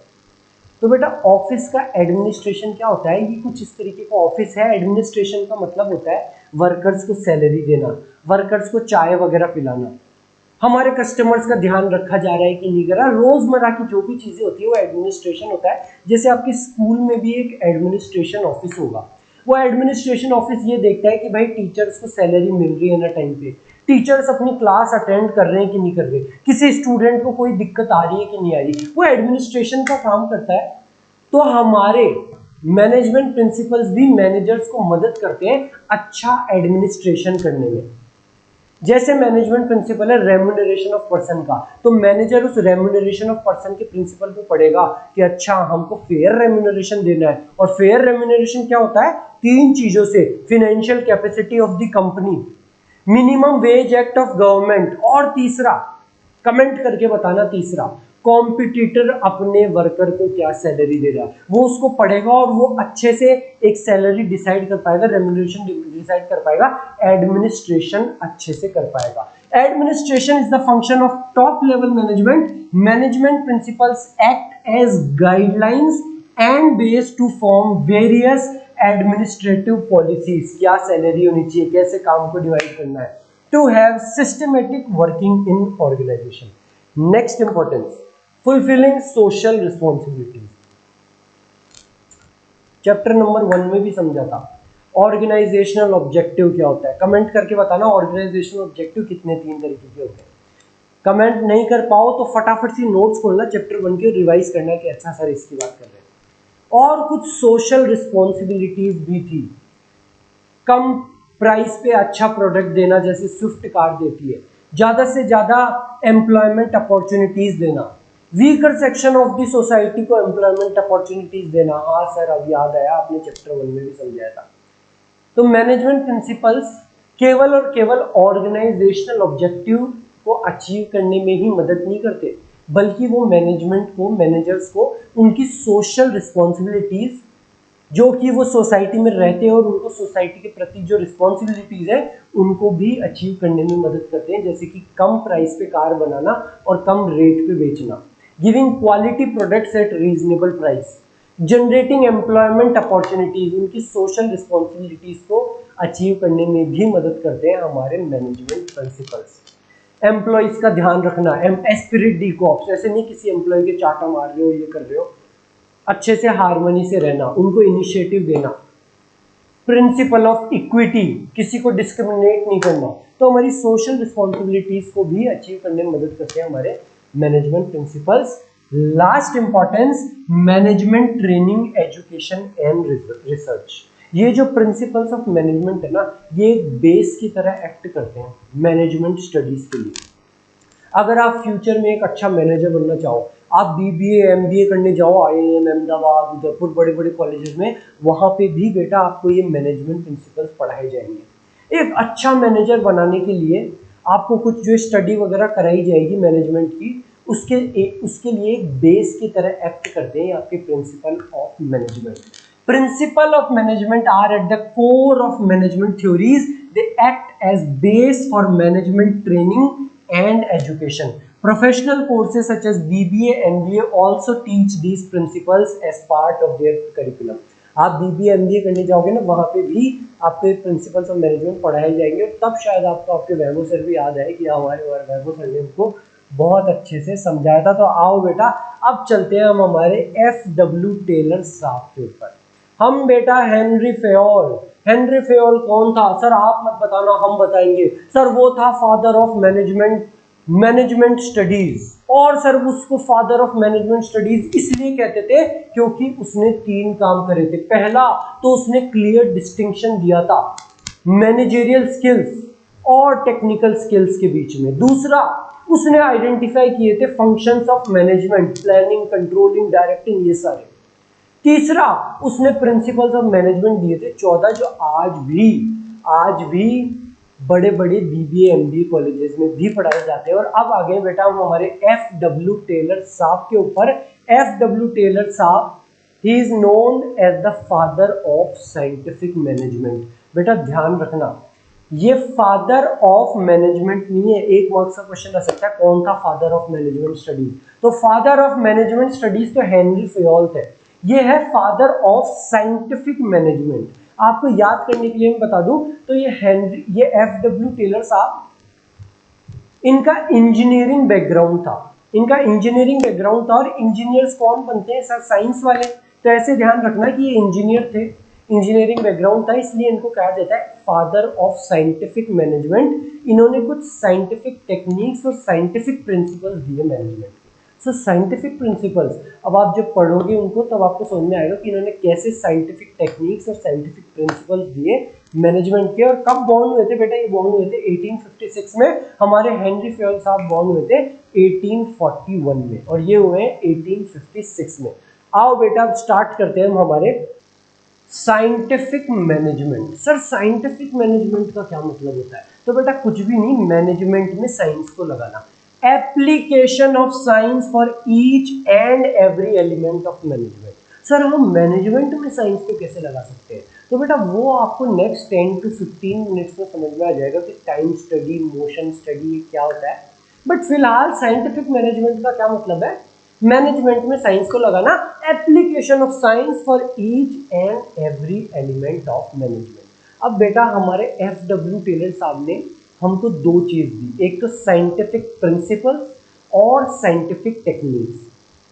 और ये साइंटिफिक प्रिंसिपल और टेक्निक उन्होंने ऐसी आंख बंद करके, उनको सपना नहीं आ गया, बट वो एक फैक्ट्री में गए थे और वहां पे उन्होंने वर्कर्स को ऑब्जर्व करा था कि किस तरीके से वर्कर्स मोटिवेटेड रह सकते हैं काम के लिए, कितने उनके वेजेस होने चाहिए कि वो मोटिवेटेड रहे, जो वर्कर अच्छा काम कर रहा है उसको कैसे ट्रीट करना है, जो बुरा काम कर रहा है उसको कैसे ट्रीट करना है, वर्कर्स किस तरीके से काम कर रहे हैं, प्रोडक्टिव काम क्या कर रहे हैं, अनप्रोडक्टिव काम क्या कर रहे हैं। ऐसे उन्होंने वर्कर्स को ऑब्जर्व करा एक फैक्ट्री में जाके और उसके बाद में उन्होंने हम पे 4 साइंटिफिक प्रिंसिपल दिए। कितने साइंटिफिक प्रिंसिपल दिए? मेरे साथ में बोलो, 4 साइंटिफिक प्रिंसिपल।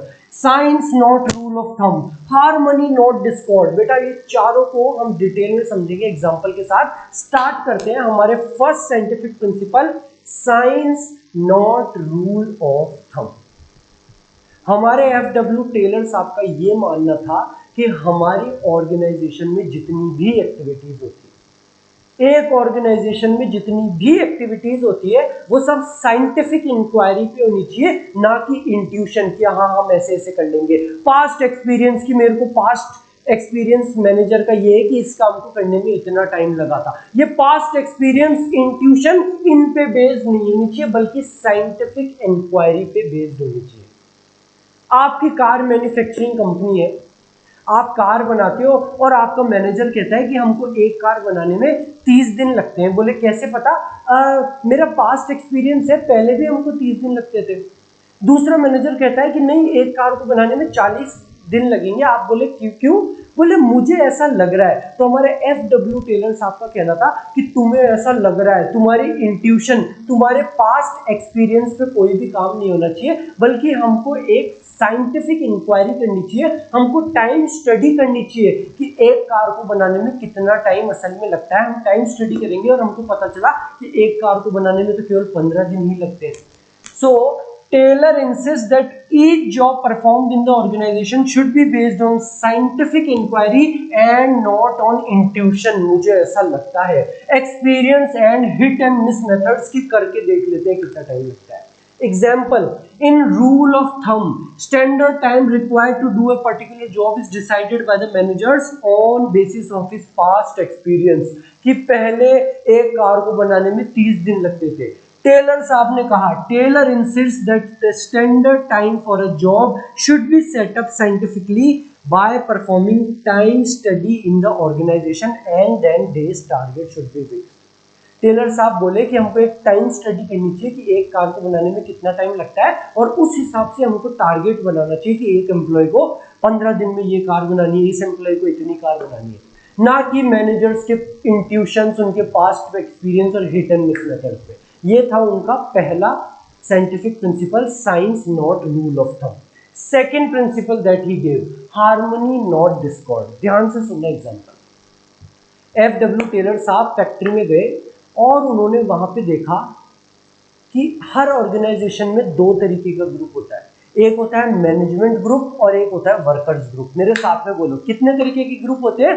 दो तरीके के, एक मैनेजमेंट ग्रुप और एक वर्कर्स ग्रुप। वर्कर्स ग्रुप तो वो होता है जो असल में काम करता है, कारबार बनाता है, और मैनेजमेंट ग्रुप होता है कि जो उनको मैनेज करता है कि इसको इतनी सैलरी देंगे, इसको इतना काम देंगे। मैनेजमेंट ग्रुप और वर्कर्स ग्रुप, और इन दोनों ग्रुप के बीच में हमेशा लड़ाई रहती है। 36 का आंकड़ा रहता है। उन्होंने ऑब्जर्व करा मैनेजमेंट ग्रुप और वर्कर्स ग्रुप में हमेशा लड़ाई 36 का आंकड़ा रहता है। क्यों? क्योंकि मैनेजमेंट ग्रुप का मानना है कि ये वर्कर्स ग्रुप बिल्कुल भी काम नहीं करते, मशीनें खराब करते हैं, बिना बात की सैलरी उठाते हैं। और वर्कर्स ग्रुप का ये मानना था कि ये मैनेजमेंट ग्रुप हमको हमारी हक की पूरी सैलरी नहीं देता, हमको बहुत कम पैसे देता है, हमको कम पैसे देता है, हमसे ज्यादा कमाई, हमसे ज्यादा काम करवाता है। दोनों के बीच में 36 का आंकड़ा था। तो FW टेलर साहब ने बोला कि मैनेजमेंट ग्रुप और वर्कर्स ग्रुप में के बीच में हार्मनी होनी चाहिए, ना कि डिस्कॉर्ड। इनके बीच में हार्मनी होनी चाहिए, इन दोनों को समझना चाहिए। मैनेजमेंट ग्रुप को उनसे कम काम, सही काम करवाना चाहिए और उनको सही सैलरी देनी चाहिए। वेयरएज जो वर्कर्स ग्रुप है उनको भी अनरीजनेबल डिमांड नहीं करनी चाहिए कि मेरी सैलरी 20,000 से बढ़ा के 50,000 कर दो, बिना बात की स्ट्राइक पे नहीं जाना चाहिए। मैनेजमेंट ग्रुप को ध्यान रखना चाहिए वर्कर्स ग्रुप का, और वर्कर्स ग्रुप को ध्यान रखना चाहिए मैनेजमेंट ग्रुप का। According to this principle, those who work together in an organization must work in harmony, that is with mutual give and take and proper understanding. Generally in an organization there are two groups, एक worker group और एक management group, and both the groups work as rivals of each other. दोनों के बीच में 36 का आंकड़ा होता है। क्या है? दोनों एक दूसरे के राइवल्स। टेलर ने कहा, Taylor insist that there is need for both the groups to change their attitude for each other. दोनों ग्रुप को अपना एटीट्यूड बदलना चाहिए कि तुम मेरे दुश्मन नहीं हो, तुम मेरे दोस्त हो। Next, cooperation not individualism. ये तीसरा scientific principle, cooperation not individualism, just एक एक्सटेंशन है हमारे सेकंड वाले का।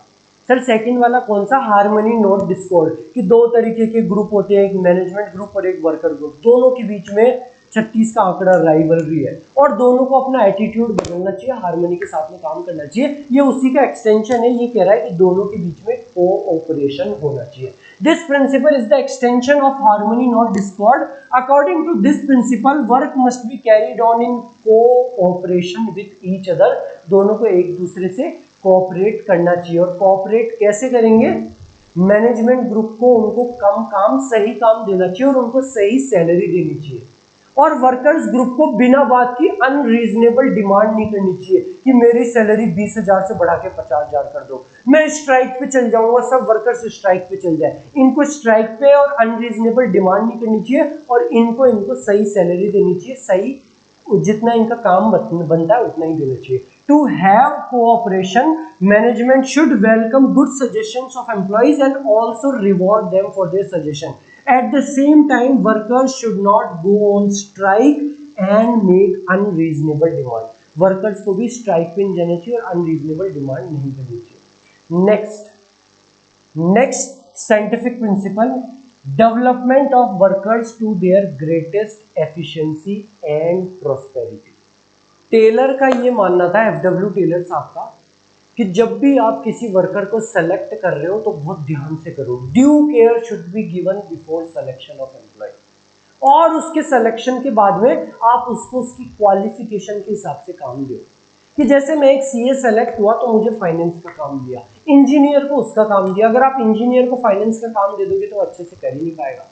तो due care should be given while selecting the employee and after his selection job given to him should be as per his qualification. उसकी qualification के हिसाब से उसको काम मिलना चाहिए। और केवल यहीं तक नहीं बेटा, टाइम टू टाइम उस वर्कर को ट्रेनिंग भी मिलनी चाहिए। मैं एक सीए लगा, मेरी फाइनेंस की नॉलेज के हिसाब से और मैं काम कर रहा हूँ। अब बेटा 5 साल हो गए मुझे काम करते हुए, जो मैंने पढ़ाई करके आई थी, अकाउंटिंग स्टैंडर्ड्स, टैक्सेशन वगैरह, वो सब चीजें चेंज हो गई है। तो मेरे को रेगुलर ट्रेनिंग भी मिलती रहनी चाहिए कि हमारी कंपनी में इस चीज की जरूरत है, इसकी ट्रेनिंग भी मेरे को मिलती रहनी चाहिए। ये कहना था हमारे एफडब्ल्यू टेलर साहब का। क्या कहा उन्होंने इस साइंटिफिक प्रिंसिपल के अंदर?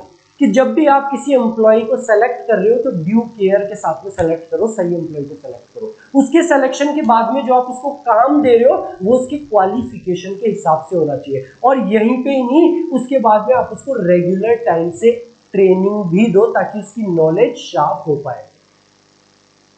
Employee must also be sent for training from time to time to update their knowledge. This will ensure greater efficiency and prosperity for both company and workers. और अगर आप ऐसा करते हो, क्या सबसे पहले तो सेलेक्ट सही एम्प्लॉय को ड्यू केयर के साथ में करो, दूसरा उसको काम दो उसकी क्वालिफिकेशन के हिसाब से, और तीसरा उसको regular time to time training भी दो ताकि उसकी नॉलेज बढ़ पाए।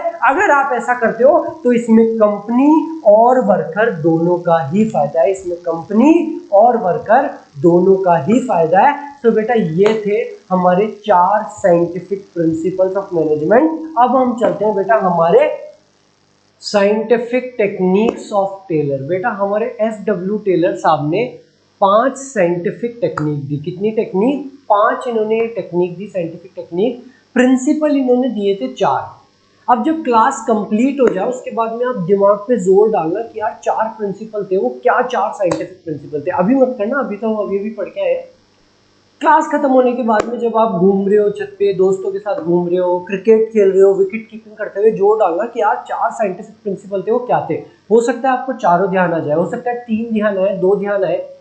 जब बिल्कुल भी ध्यान नहीं आए तब जाके चेक करना नोट्स में कि अच्छा ये थे। उस नोट्स, उस प्रिंसिपल के अंदर क्या लिखना है, मैंने क्या एग्जाम्पल दिए थे, इसकी तो मेरी गारंटी है आपको पूरा याद रहेगा। 14 के 14 प्रिंसिपल ऑफ मैनेजमेंट याद करने की कोशिश करना, अंदर आपको सब याद आ जाएगा एग्जाम्पल वगैरह। बट आप अगर ऐसे जोर डालोगे ना बेटा कि वो क्या थे वो प्रिंसिपल, तो क्या होगा, आपकी मेमोरी शार्प होएगी, आपकी मेमोरी में टिक जाएंगे वो सारे साइंटिफिक प्रिंसिपल। और भी कुछ छोटी छोटी ऐसी टेक्निक बताऊंगा थ्योरी को अच्छे से पढ़ने की। तो जो सब्जेक्ट आपको ऐसा लग रहा है यार ये थ्योरी सब्जेक्ट है, ऊपर से जाता है, पता नहीं क्या होगा, सारी टेक्निक्स बताऊंगा आपके इस बीएसटी सब्जेक्ट को, आपका फेवरेट सब्जेक्ट और मोस्ट स्कोरिंग सब्जेक्ट बनाने की जिम्मेदारी मेरी। तो चलो बेटा स्टार्ट करते हैं हमारी साइंटिफिक टेक्निक की पहली टेक्निक, फंक्शनल फोरमैनशिप। इस टेक्निक में एफडब्ल्यू टेलर साहब ने क्या बोला कि अपनी फैक्ट्री को 2 पार्ट में डिवाइड कर दो। थोड़ा सा आउटडेटेड टेक्निक है बेटा, हो सकता है आज के टाइम पे ये इतनी कारगर ना हो, उस टाइम पे बहुत कारगर थी। एफडब्ल्यू टेलर साहब ने ऑब्जर्व करके ये टेक्निक निकाली कि अपनी फैक्ट्री को 2 पार्ट में डिवाइड कर दो, एक तो प्लानिंग डिपार्टमेंट और एक प्रोडक्शन डिपार्टमेंट। और आपके पास में 8 स्पेशलिस्ट होने चाहिए, 4 तो प्लानिंग डिपार्टमेंट में और 4 प्रोडक्शन डिपार्टमेंट में। आपके पास में टोटल 8 स्पेशलिस्ट, 8 एक्सपर्ट होने चाहिए। प्लानिंग डिपार्टमेंट में आपके पास होने चाहिए root clerk, instruction card clerk, time clerk, disciplinary, और ये ऑपरेशनल डिपार्टमेंट में भी आपके पास में ऐसे 4 स्पेशलिस्ट होने चाहिए जो अपने फील्ड के स्पेशलिस्ट हो। उन्होंने बोला कि प्लानिंग डिपार्टमेंट में एक आपके पास होना चाहिए root clerk specialist. Root clerk specialist, बेटा इस रूट क्लर्क का क्या काम होगा, ये सीक्वेंस बताएगा कि अपना काम किस सीक्वेंस में होना चाहिए। सपोज आपकी कार मैन्युफैक्चरिंग कंपनी है, जो आपकी फैक्ट्री है जहां पे आपकी कार मैन्युफैक्चरिंग कंपनी है, वहां पे एक रूट क्लर्क होना चाहिए। जो प्लानिंग डिपार्टमेंट में एक रूट क्लर्क स्पेशलिस्ट होगा, IIM अहमदाबाद ना जाने कहां से, वो सीक्वेंस बताएगा कि सबसे पहले हमको रॉ मटेरियल लाना है, यहाँ से लेके आना है, फिर हमको ये पार्ट्स को ऐसे लगाना है, फिर उसको कलर करना है, फिर उसके क्वालिटी स्टैंडर्ड्स वगैरह आएंगे, फिर उनको बेचने के लिए ऐसे जाना है। वो एक सीक्वेंस बताएगा कि किस सीक्वेंस में हमारा प्रोडक्ट बिकेगा, किस सीक्वेंस में हमारा प्रोडक्ट बनेगा। Responsible to fix up sequence for performing mechanical और मैनुअल जॉब। किस हिसाब से हमारा प्रोडक्ट बनेगा, उसका सीक्वेंस बताने का काम होगा इस रूट क्लर्क स्पेशलिस्ट का। दूसरा स्पेशलिस्ट होगा इंस्ट्रक्शन कार्ड क्लर्क। वो जनरल इंस्ट्रक्शन देगा बेटा, फैक्ट्री में आके जनरल इंस्ट्रक्शन देने का काम होगा इंस्ट्रक्शन कार्ड क्लर्क का। नाम से दोनों क्लियर हो रहे हैं। तो रूट का मतलब होता है जैसे आपका रूटीन है, जो आपका रूटीन है कि मैं सुबह उठता हूँ, फिर मैं पढ़ाई करता हूँ, फिर मैं ट्यूशन जाता हूँ, फिर मैं ये करता हूँ, फिर मैं खाता हूँ, ये आपका रूटीन है। वैसे ये भी रूटीन बताएगा फैक्ट्री का कि प्रोडक्ट को बनाने का ये रूटीन होना चाहिए। इंस्ट्रक्शन, नाम में क्लियर है, इंस्ट्रक्शन देने का काम करेगा हमारा इंस्ट्रक्शन कार्ड क्लर्क। एक होगा टाइम एंड कॉस्ट क्लर्क।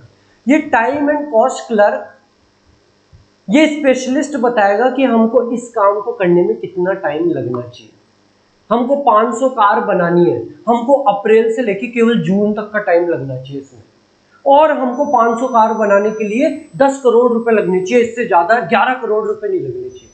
तो किस उस प्रोडक्ट को बनाने में कितना टाइम लगना चाहिए, कब वो टाइम स्टार्ट होगा अप्रैल, और कब वो टाइम खत्म होगा, कितना हमारा पैसा लगेगा, कॉस्ट से रिलेटेड कॉस्ट शीट बनाने का काम होता है ये टाइम एंड कॉस्ट क्लर्क का। बेटा मैं आपके जनरल नॉलेज के लिए बता दूं तो ये टाइम एंड कॉस्ट क्लर्क आज भी बड़ी बड़ी कंपनीज में होता है। पता है किस नाम से? CMA। आपने सुना हो CA के बारे में, तो आप सब लोग सुन रखे हो, चार्टर्ड अकाउंटेंट। एक होता है cost and management accountant, CMA। उसका यही काम होता है बेटा, time and cost clerk. Basically वो एक कॉस्ट क्लर्क होता है, कॉस्ट शीट बनाने का काम होता है उसका। बहुत बड़ी बड़ी कंपनीज जिसको गवर्नमेंट स्पेसिफाई करती है, उनको कॉस्ट शीट भी बनानी पड़ती है। कुछ कंपनीज खुद की मर्जी से भी बनवाती है कि यार हमको कितनी कॉस्ट लगनी चाहिए, कॉस्ट पर यूनिट क्या होनी चाहिए, उसको हम कैसे कम करें, उसके लिए CMA को हायर करती है। तो आज के टाइम पे भी ये टाइम एंड कॉस्ट क्लर्क हमारे CMA साहब होते हैं। चौथा डिसिप्लिनेरियन। जैसे आपके क्लास का मॉनिटर होता है, वैसे ही बेटा एक डिसिप्लिनेरियन होना चाहिए, जिसका जो किस चीज के लिए रिस्पॉन्सिबल होगा, responsible for performance of job in systematic way, कि सारी जॉब सिस्टमेटिक वे में हो रही है कि नहीं हो रही, डिसिप्लिन से सारा काम हो रहा है कि नहीं हो रहा। ये मॉनिटर की तरह एक डिसिप्लिनेरियन होगा।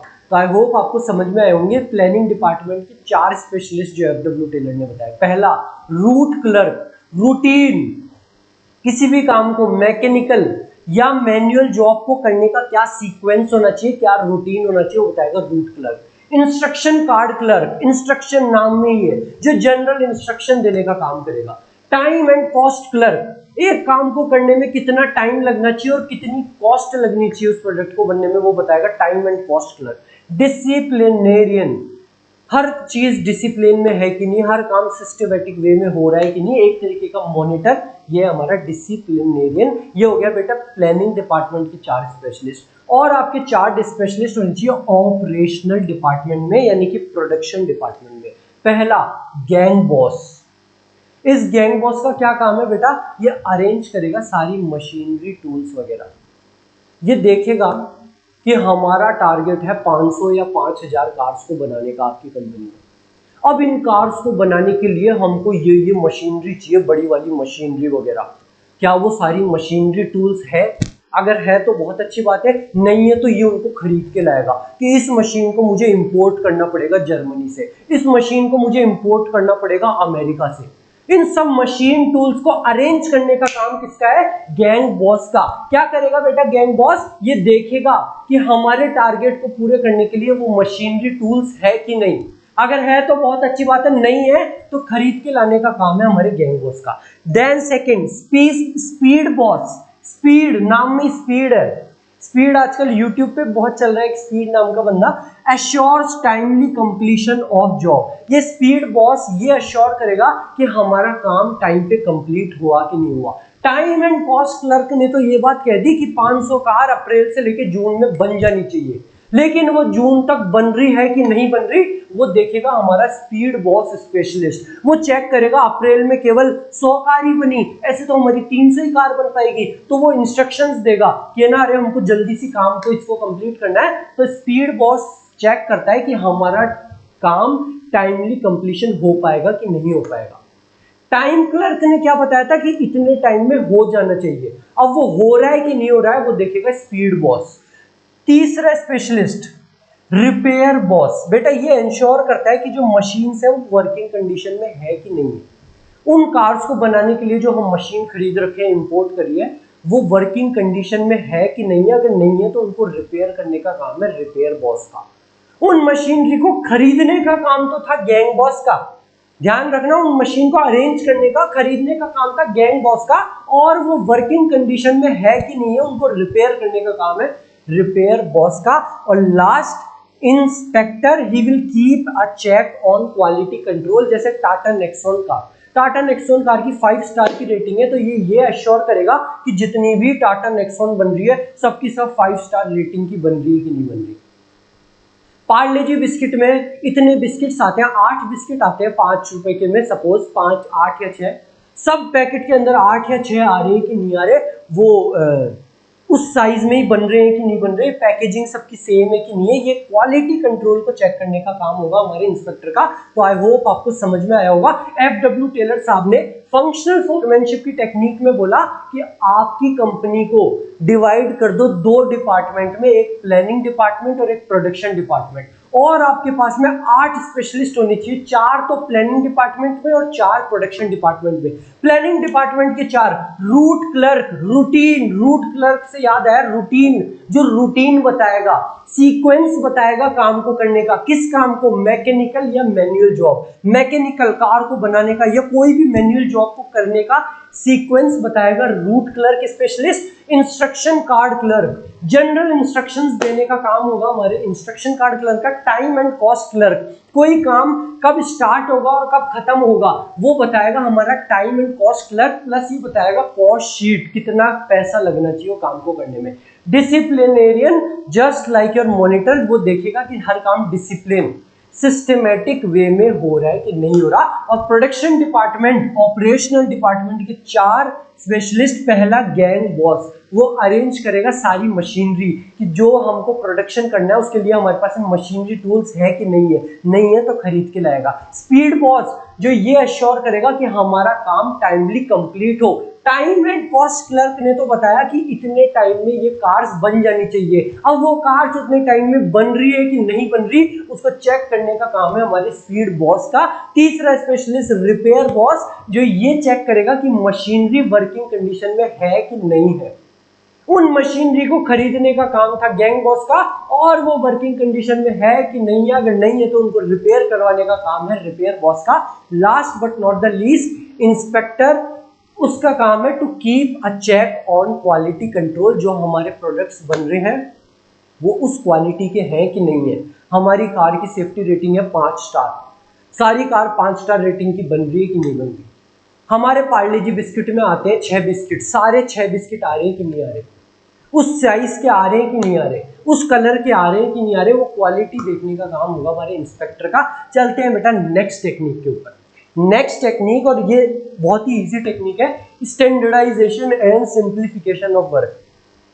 FW टेलर साहब ने बोला हर काम को करने का एक स्टैंडर्ड होना चाहिए। सर ये तो सच में बहुत इजी है, हमको पता है सर आप क्या कह रहे हो। क्वालिटी स्टैंडर्ड की है ना, 5 स्टार रेटिंग की कार है, सारी कार 5 स्टार रेटिंग की होनी चाहिए। लक्स साबुन की साइज ये आती है, 10 रुपए वाले, 20 रुपए वाले, सबकी साइज वही आनी चाहिए। बिस्किट के अंदर 5 रुपए में 6 बिस्किट आते हैं, सब में वही आनी चाहिए। केवल क्वालिटी स्टैंडर्ड ही नहीं, size weight measure, quality size weight measure, हर चीज का एक स्टैंडर्ड होना चाहिए। यहां तक कि किसी काम को कंप्लीट करने का भी एक स्टैंडर्ड होना चाहिए। किसी काम को कंप्लीट करने का भी एक स्टैंडर्ड होना चाहिए कि आपको कार बनाने में 30 दिन का टाइम लग रहा है, पर FW टेलर साहब ने बोला इसका भी एक स्टैंडर्ड होना चाहिए। आप टाइम स्टडी करो, मोशन स्टडी करो और पता लगाओ असल में उन कार्स को बनाने में कितना टाइम लगता है। एक कार को बनाने में केवल 15 दिन का ही टाइम लगना चाहिए, आप 30 दिन का टाइम लगा रहे हो। तो FW टेलर साहब ने बोला कि स्टैंडर्ड होना चाहिए, केवल क्वालिटी स्टैंडर्ड ही नहीं, साइज मेजर वेट, किसी काम को कंप्लीट कितने टाइम में करना है, हर एक चीज का स्टैंडर्ड होना चाहिए। स्टैंडर्ड का मतलब जिसके अगेंस्ट आप कंपेयर कर सको कि एक कार को बनाने में 14 दिन लगते हैं, ये स्टैंडर्ड टाइम है।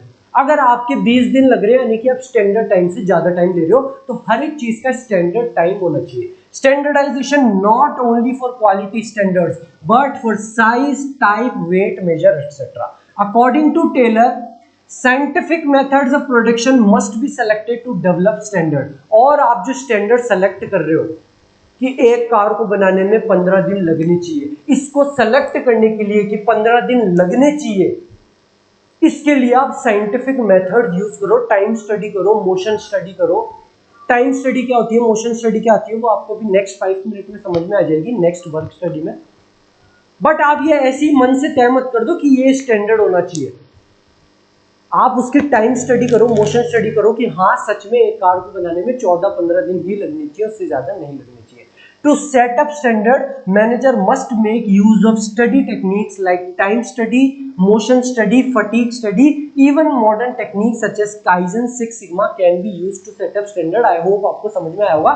FW टेलर साहब ने बोला हर एक चीज का स्टैंडर्ड होना चाहिए, केवल क्वालिटी स्टैंडर्ड ही नहीं बल्कि साइज टाइप मेजर, हर चीज का स्टैंडर्ड होना चाहिए। यहां तक कि किसी काम को कितने टाइम में कंप्लीट करना है उसका भी स्टैंडर्ड होना चाहिए। और वो स्टैंडर्ड आप आंख बंद करके सपनों में नहीं सोचना, आपको उसको साइंटिफिक मेथड से सेलेक्ट करना है। और साइंटिफिक मेथड से स्टैंडर्ड को सेलेक्ट करने के लिए आप टाइम स्टडी करो, मोशन स्टडी करो, फटीग स्टडी करो। Time study, motion study, fatigue study क्या है वो मैं आपको नेक्स्ट 5 मिनट में समझा दूंगा। तो आई होप आपको ये सेकंड भी समझ में आई होगी, that was quite easy.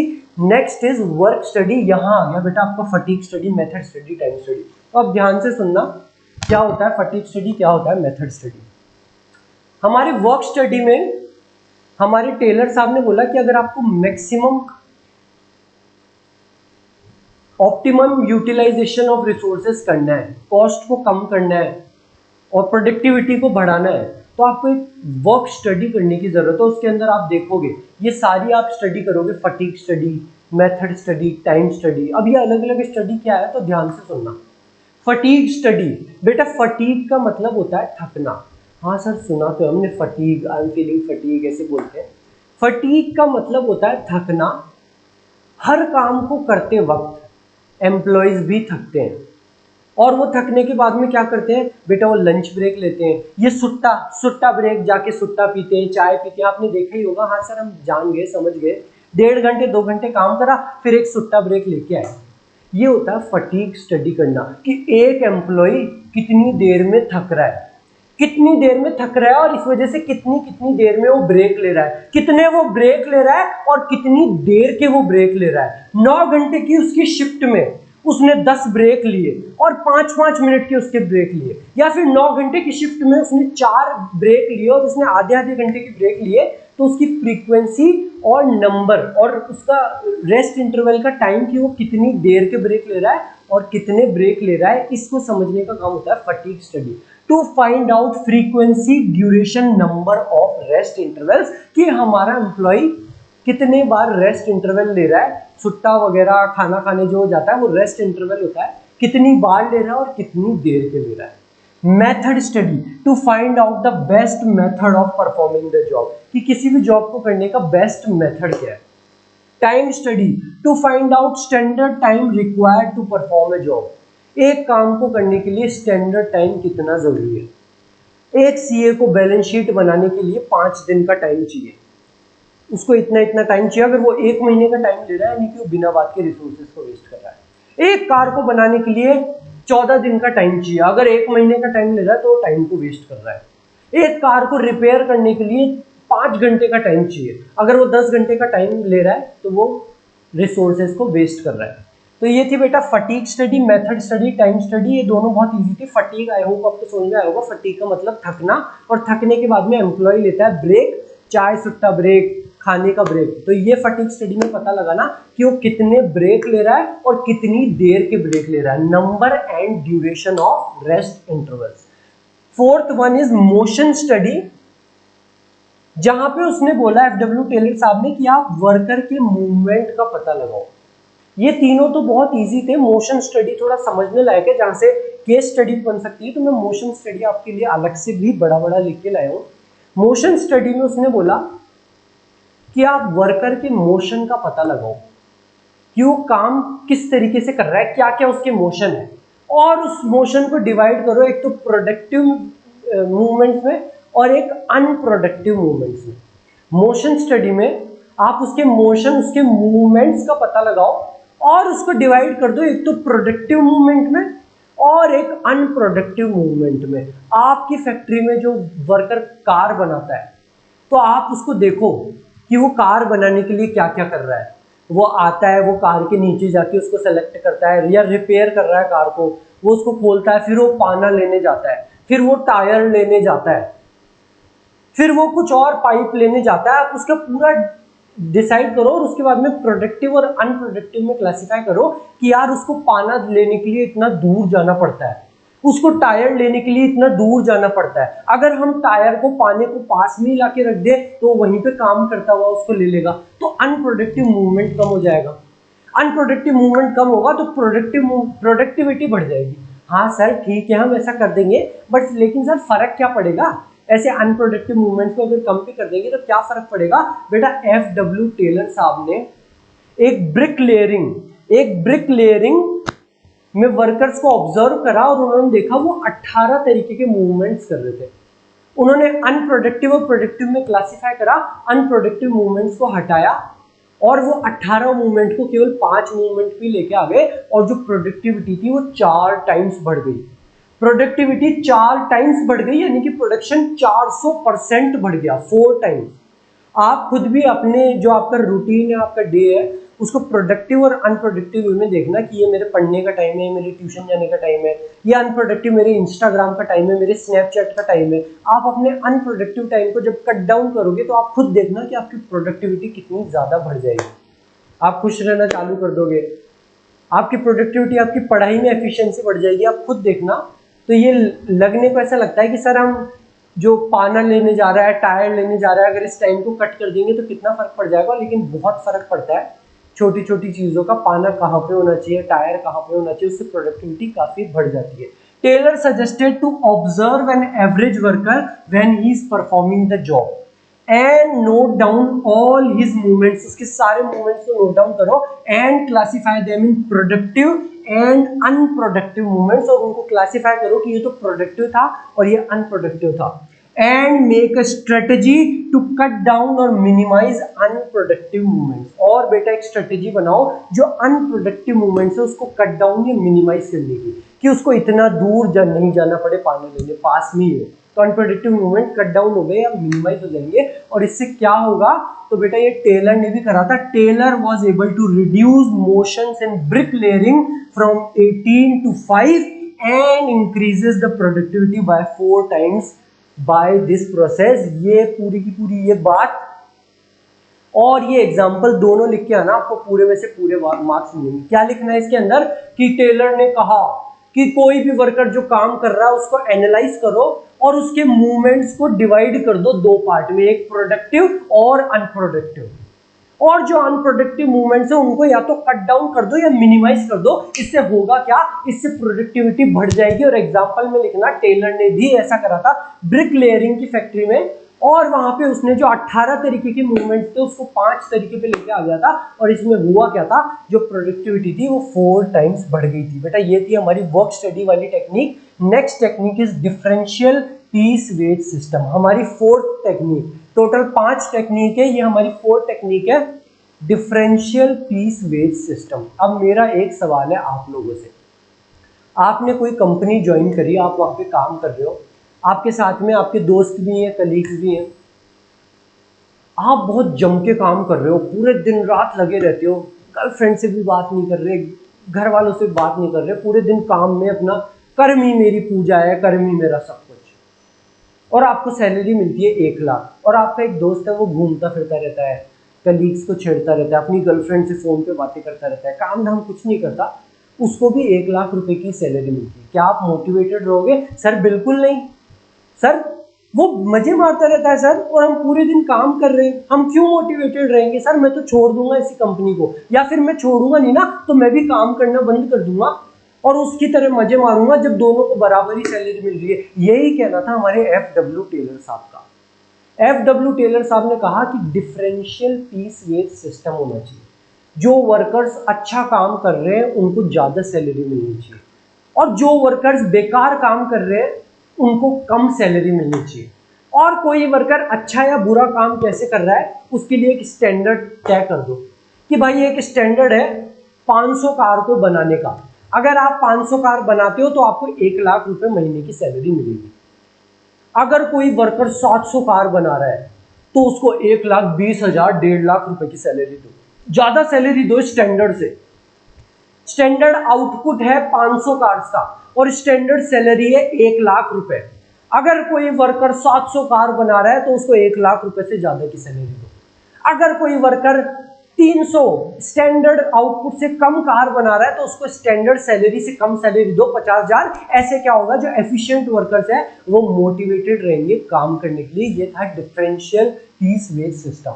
It emphasizes on paying different rate of wage for efficient आपके जैसे एंड इनएफिशिएंट एम्प्लॉइज, आपके साइंस वाले दोस्तों की तरह, कि अलग अलग रेट ऑफ वेज होना चाहिए एफिशिएंट और इनएफिशिएंट एम्प्लॉइज के लिए। To adopt differential wage system, Taylor suggested that company must fix a standard rate of wage 1 lakh रुपए per month salary for workers producing standard output 500 cars. इसने बोला कि इसको करने के लिए, डिफरेंशियल वेज सिस्टम को लगाने के लिए कंपनी को एक standard rate of wage fix करनी चाहिए, एक स्टैंडर्ड आउटपुट के लिए।